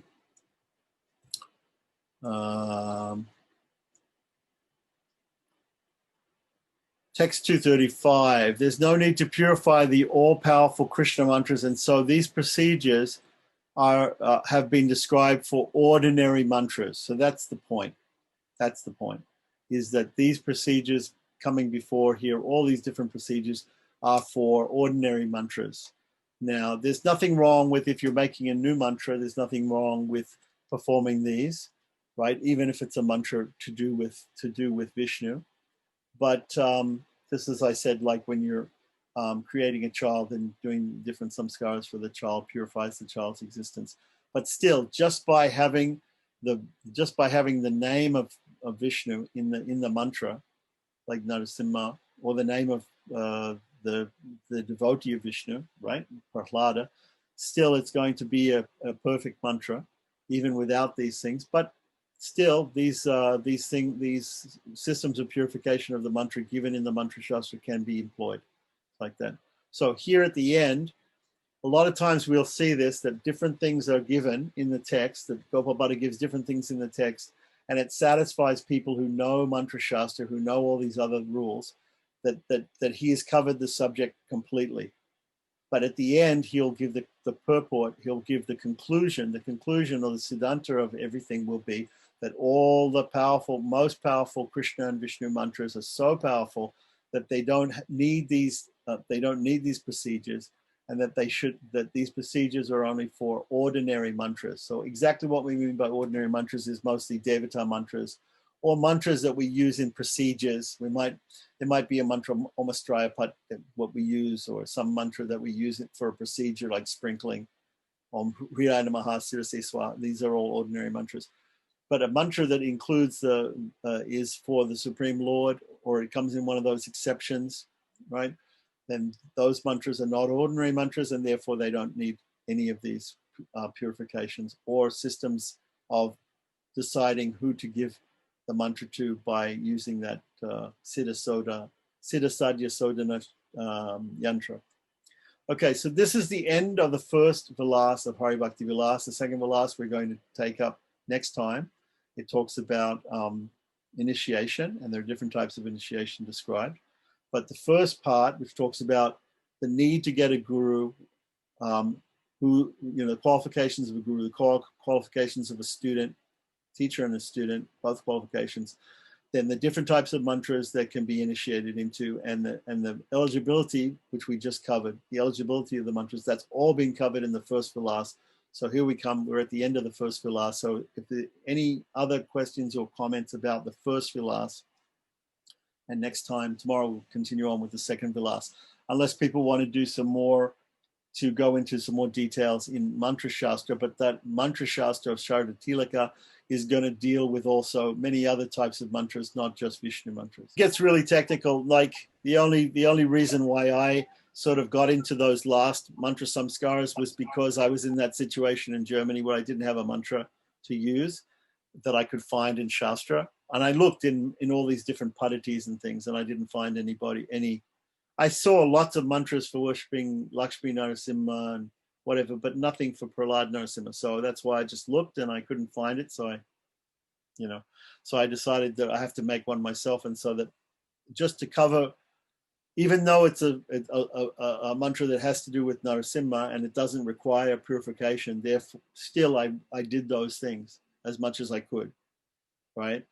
Those 10 samskaras at the end, so that just for my own peace of mind and for, because nobody knew what I was doing anyway, so I did it.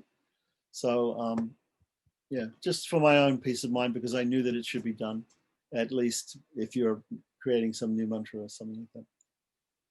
Yeah, it's the only time I really had to do it. So, but I was mindful of these rules of mantra shastra that have to be, that some people say have to be followed. Yeah. But Vaishnavas, we don't necessarily have to follow those things for Vishnu mantras.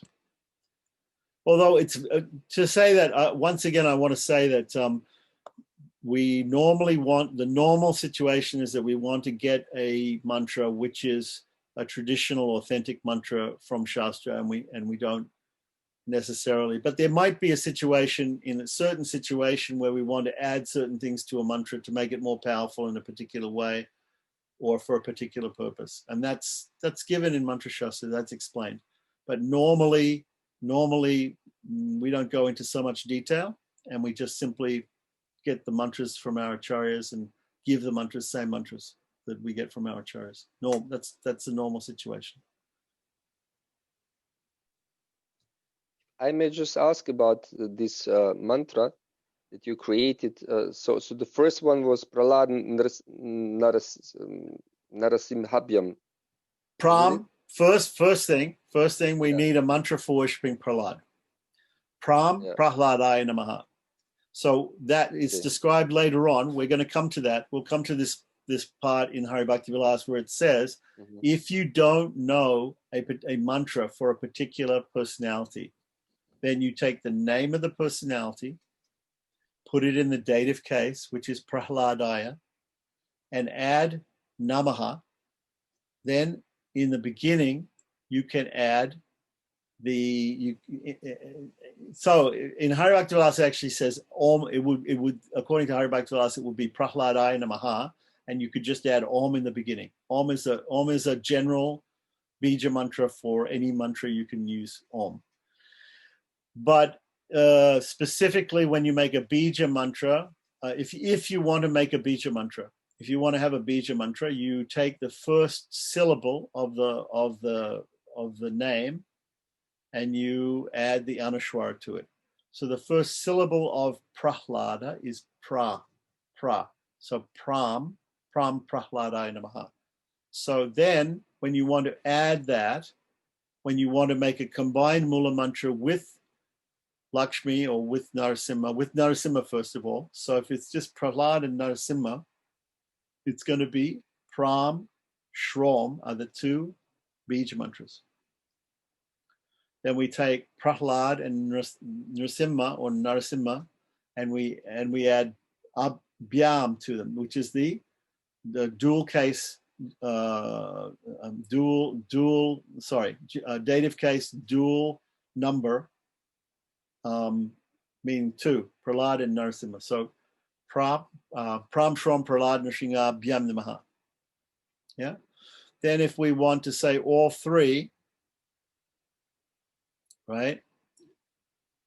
We say Shrim, Pram, Shrom, or Pram, Shrim, Shrom. I'm not sure exactly how we were doing it. Yeah, we say Pram, Shrim. We say Pram, Shrim, Shrom. Right, because we go through Prahlad to Shri to Narasimha. That's how we approach the Lord. So Pram, Shrim, Shrom.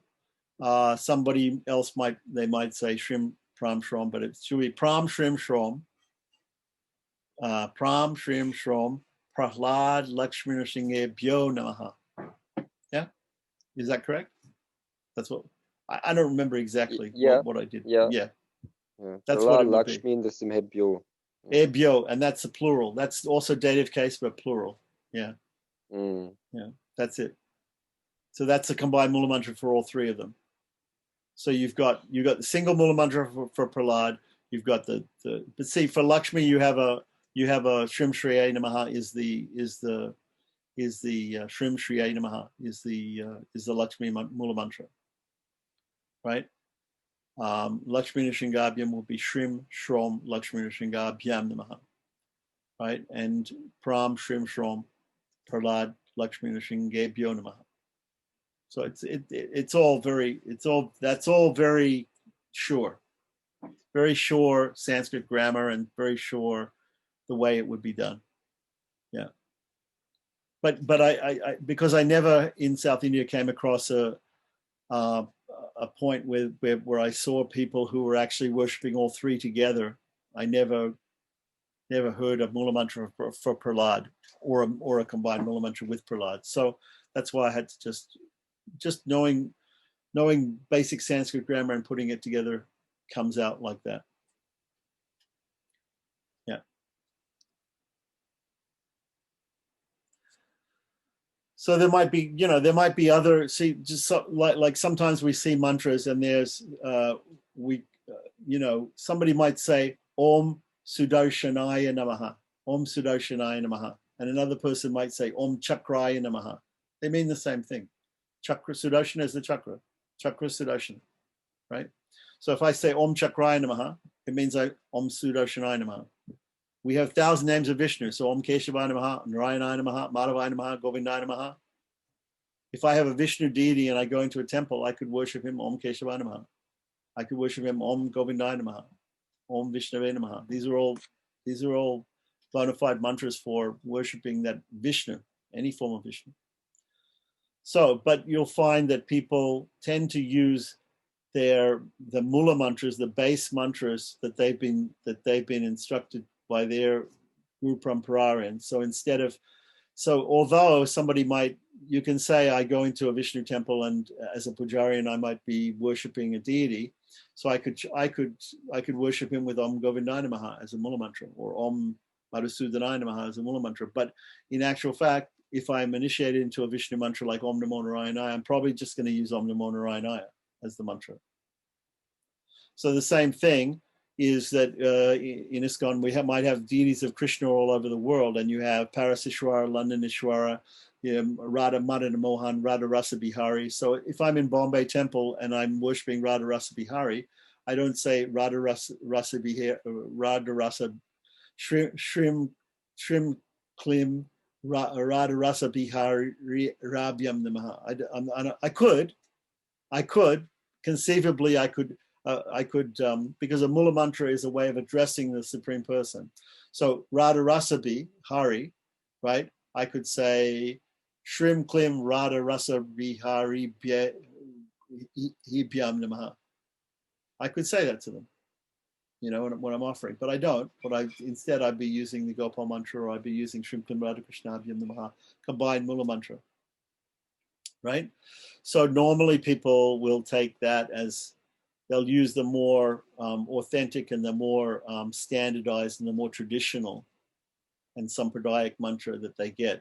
But in other cases, if I'm offering flowers in Archana, when I'm offering Archana to flowers or something, Tulsi, like that, I can chant many names of the Lord with just Om Kesavana Maha, Om Narayana Maha, Om Shriye Maha, Om Amrito Bhavad Maha, you know, to Lakshmi.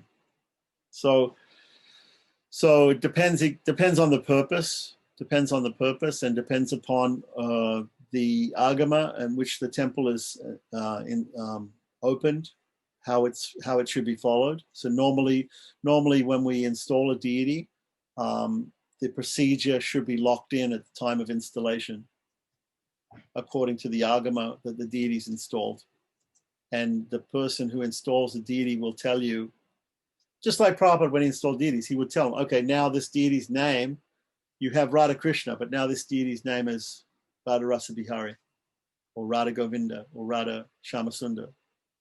Yeah. So he, you know, he would, otherwise they're Radha Krishna in Los Angeles, right? You see sometimes they have a calendar and they put Radha Krishna in Los Angeles.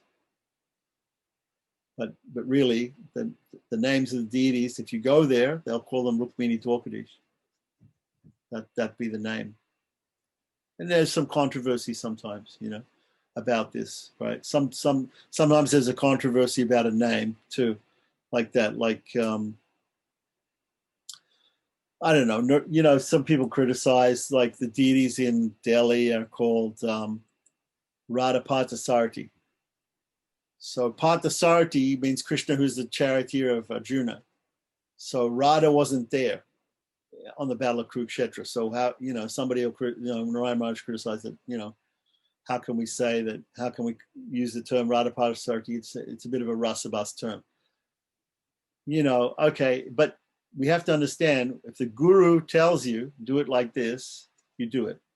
If the guru names the deities like that, then you just accept it. Like we have, you know, we have the deities in Paris and in London. They're called Paraseshwara and Londoneshwara. That's not Sanskrit. That's not even Sanskrit, you know? Yeah. But it's the name that was given by the acharyas who installed them.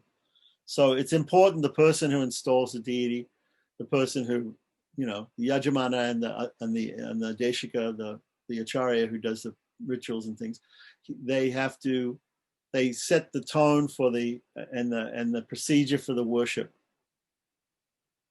They should set the procedure, and that should continue in that way. Now, occasionally things change in the sense that when Ramanuja came along, he wanted to actually change some deity worship from the older agamas, you know, from Dwapara Yuga to the Vaikanasa agama, which is also a Vaishnava agama, to the Pancharatra agama, you know.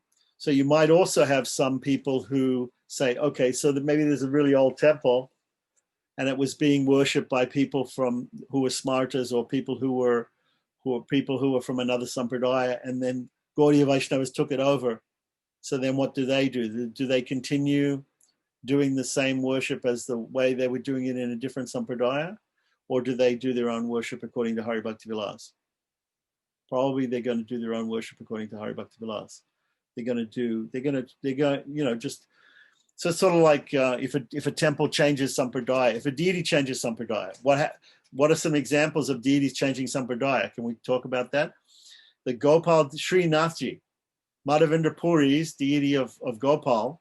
If you read in Chaitanya Charitamrita, Madhavendra Puri found a deity of Gopal that the Mohammedans, the Muslims, had come, and the pujaris were afraid the deity was going to be destroyed by the Muslims. So they hid him in a bush and they ran away. Maybe they even got killed. Who knows? Right? So after a long time, Madhavendra Puri finds this deity in a bush, right? But the deity comes to him in a dream and says, I'm really hot. I'm in this bush, nobody's worshiping me, nobody's bathing me, nobody's feeding me. So, come get me. And Madhavendra finds this deity and installs it on Govardhan Hill, in a temple on Govardhan Hill, and they do a big reinstallation of the deity. That's there in Chaitanya Charitamrita. But then later on, what happens is that deity actually gets moved to Natwar. That deity is in Rajasthan now. You go to that another state. It got moved away, and it's being worshipped by the Balabhas, Balabha Sampradaya. So those Balabhas, at the time of Lord Chaitanya, Balabhacharya was also a contemporary of Balabhacharya. So there was really no Balabha Sampradaya, there was really no Chaitanya Sampradaya. It was all in the formation stages of Sampradayas. So they were contemporaries. And Balabhacharya and his followers, they got this deity and they took it there. Whereas the other deity of Radha Govinda left Vrindavan also and went to Jaipur and was under the control of the king of Jaipur, just like all the main Goswami deities went to Jaipur. And the Ramanandis wanted to take over the worship there. So we had one deity that was worshipped by Madhavendra. Now, Madhavendra Puri, believe it or not, is accepted by the Gaudiyas as an acharya. He's also accepted by the Balabhas as an acharya. So he's accepted by them too. They say that Balabhacharya took initiation from Madhavendra Puri. Or he took sannyas. He took sannyas from Madhavendra Puri. So the Balabhas say he's part of their sampradaya. He's like the missing link sampradaya of sampradayas. Like he belongs to them. We don't know, everybody thinks that he belongs to their sampradaya. So what exactly Madhavendra Puri did, we don't know exactly. But the Balabhas count him as part of their sampradaya. Gaudiyas count him as part of their sampradaya. So the Balabhas ended up with Srinathji and Nathadwara, and the Ramanandis wanted to take away we can say, if we say that Madhavendra was a Gaudiya, then the Gaudiyas were worshipping Srinathji before, and then later on he became worshipped by the Balabhas. But maybe the people who were worshippers, who were instructed by Madhavendra to worship Srinathji, were not Gaudiyas or Balabhas at that time, because there wasn't really such a thing. They were just Vaishnavas. And so eventually those people became Balabhas and took him off to Srinathji, Natwar. And then Radha Govinda went to Jaipur, and then there was a whole controversy between the Gaudiyas and the Ramanandis who should worship Radha Govinda. So the Ramanandis attempted a hostile takeover of the puja of Radha Govinda. And Baladev Vidyabhushana went there and said, no, you can't do this. We're actually a proper sampradaya and we're bona fide, and therefore you have to let us continue doing the worship. So they continued being, so there you have two deities that were in Vrindavan of Krishna, and they ended up in two different sampradayas. One ended up in the Gaudiya Sampradaya, Radha Govinda, and one ended up in the Balabha Sampradaya. So that happens. It happens when it happens sometimes when sampradayas or sects change, right? We have, for instance, in the Sri Vaishnava Sampradaya, we have 108 or 106 holy places in the world where we have temples, which were praised in Tamil Prabandhas by the Alwars. 106. Right. So out of 106, 100 are controlled by one sect, by the Protestant Tengalais, and 6 of them of those are controlled by the Wadagalais. So far outweighing the guys who are in charge of the 6 are the guys who are in charge of the 100. So it's like saying you have Catholics and Protestants, but you have 106 churches, but you have 100 churches, 100 Protestant churches and 6 Catholic churches. So it's like that. So interestingly enough, also in that situation, you have places like Sri Rangam, which is considered a Tengalite temple, but the pujaris are all Wadagalais. So it shows that even though there are slightly different sects, they all are followers of Ramanuja, and therefore, just to keep the peace, they have the people doing the worship in the temple. The management of the temple is one sect, and the people doing the worship is a different sect, slightly different sect. But they're all followers of Ramanuja, so there's no real problem.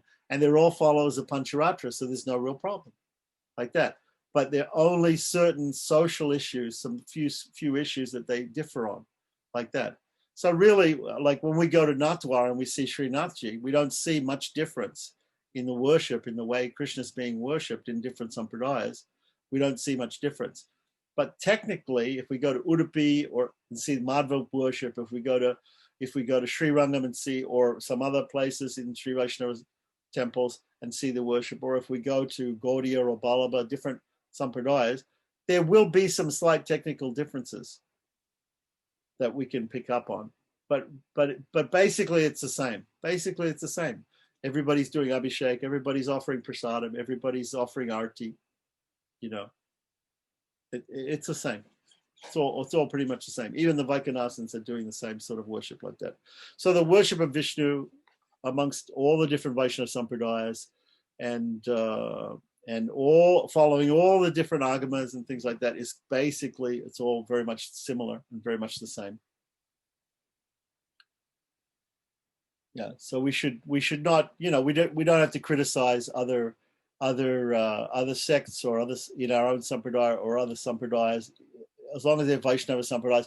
Even I'll say the Smartas even worship the deities is pretty much the same as the Vaishnavas, very, very similar.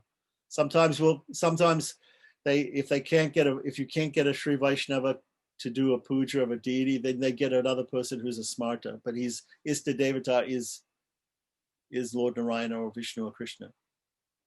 And sometimes, and you go to Kerala and you see temples of like Guruvarappan, you know, or Janardana in Varkala. These are Vishnu and Krishna temples, and the pujaris are all Smartas, and they chant Hare Krishna, and they do everything just like Vaishnavas basically, you know. And you know, okay, maybe their philosophy is a little bit different, but they perform the bhakti and they perform the puja and they perform everything pretty much exactly the same as Vaishnavas do. So these are only technical details that some small details that distinguish the system of worship. So we shouldn't worry about it too much. But Hari Bhakti Vilasa is trying to therefore give us an overall view of all these things, but then also give us some specifics for Gaudiya Vaishnavas to follow. So there's an overall view and there's specifics. We shouldn't get too disturbed or too confused about the overall view, because at the end of everything there's going to be a conclusion which gives us the specifics for Gaudiya Vaishnavas. No need to go into the full Shraddha Tilaka, or we can do it some other time if people are interested in specifics. Tomorrow, when we talk about initiation, also there's going to be some quote from Shraddha Tilaka, which we can, because it'll describe different types of initiation, which we don't really know about different types of initiation, but because we only practice really one type.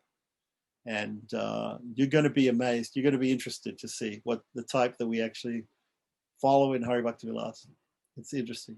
I remember I told you we could go into more detail in Gopal Tapani Upanishad. We could go through it some more too. But, you know, it's the only thing I'm going to say is I'm going to show you Tripurari's translation. I'm going to show you the translation of the critical edition in Adya. I'm just going to show you the slight differences in the translation. That's all, really.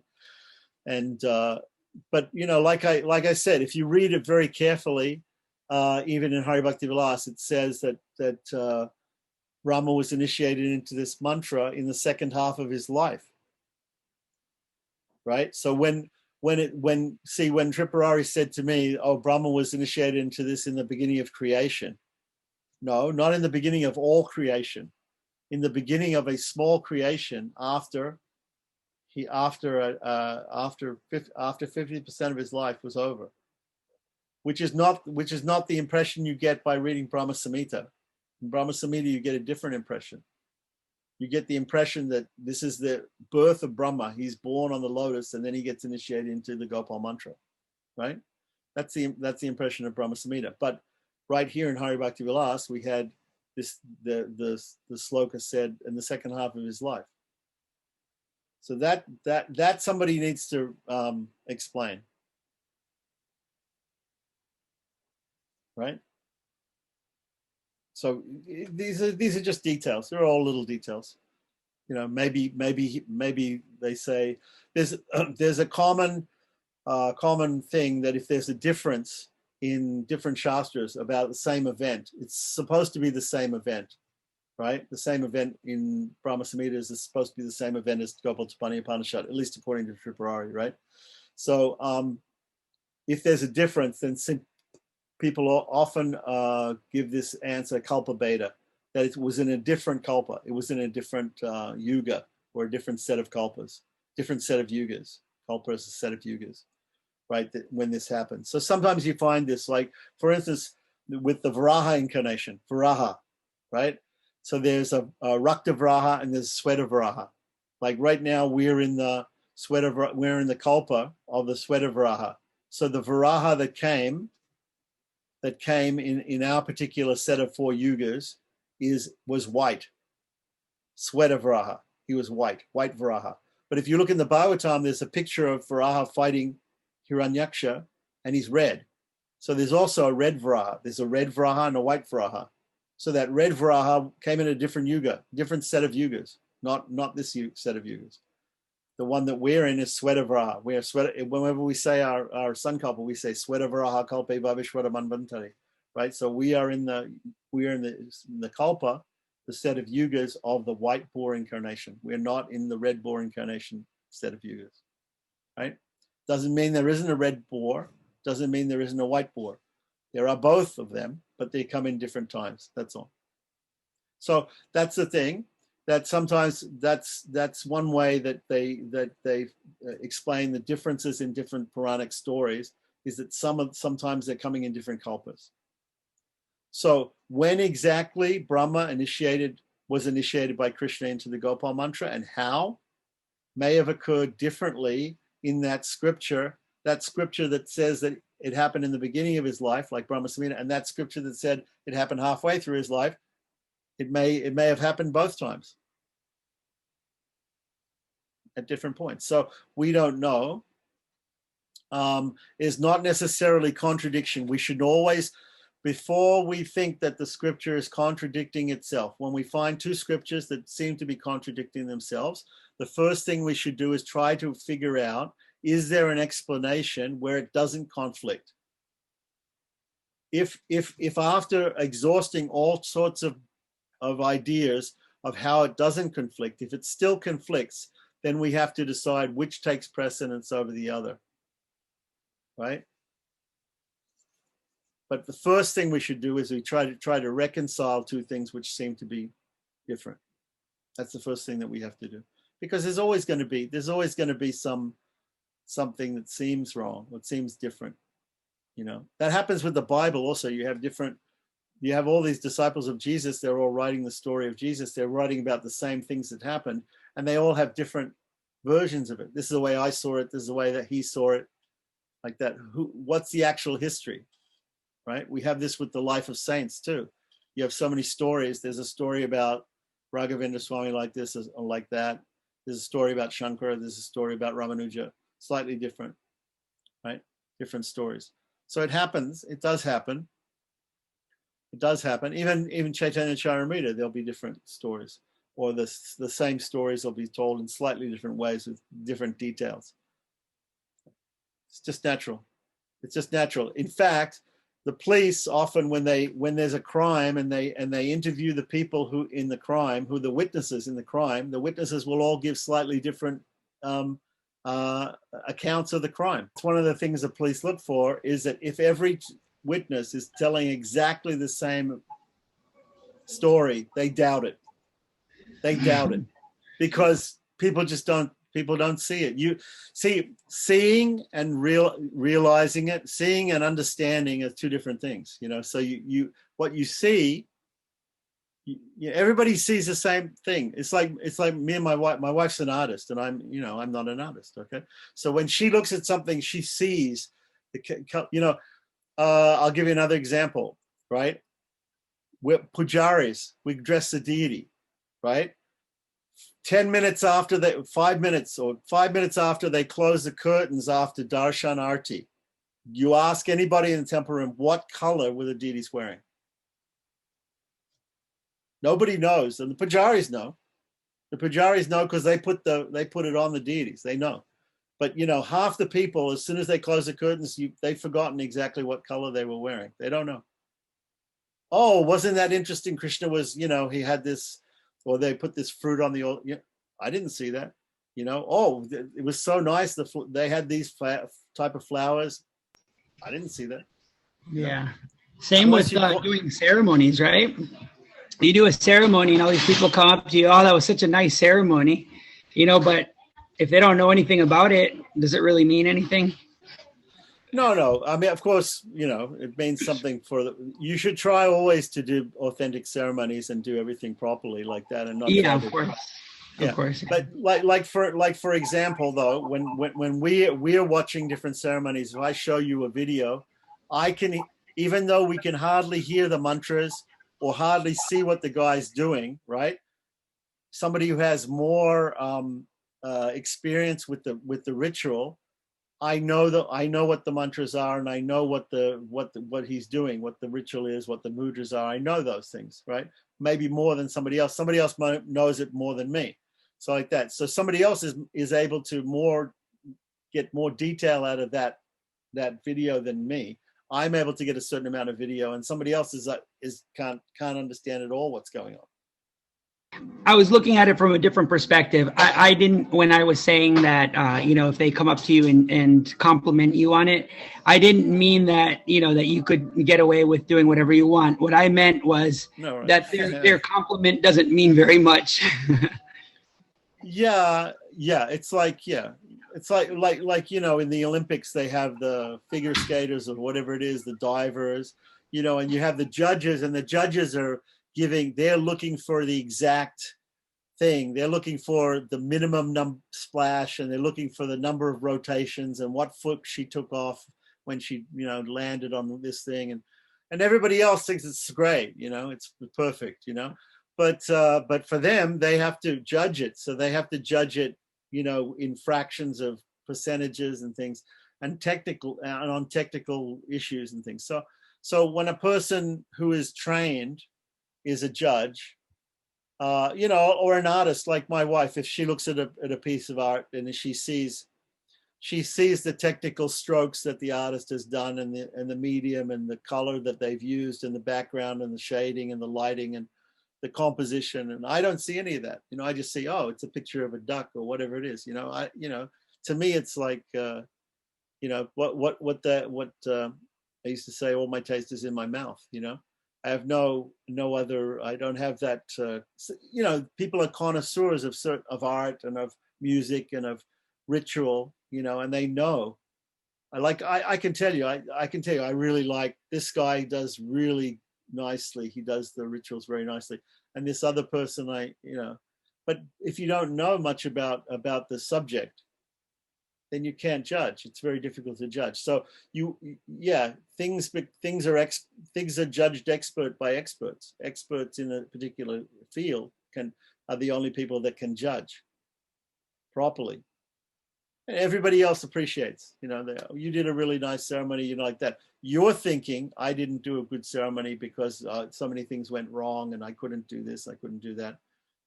It's okay. It's good to feel humble that way, that you didn't do a good job. But actually, the question is, did you do a sufficient job? And the sufficient job means, that's like they're saying here with these mantras, is that simply chanting these mantras, even if you didn't do Purascharya, even if you didn't do Tarpana, even if you didn't do Homa, even if you didn't do, all these different things, even for instance, with this Rama mantras, if you didn't even take initiation or whatever it is, still, it's perfect. It's considered perfect. So just like Prabhupada was saying, chant Hare Krishna, it's perfect.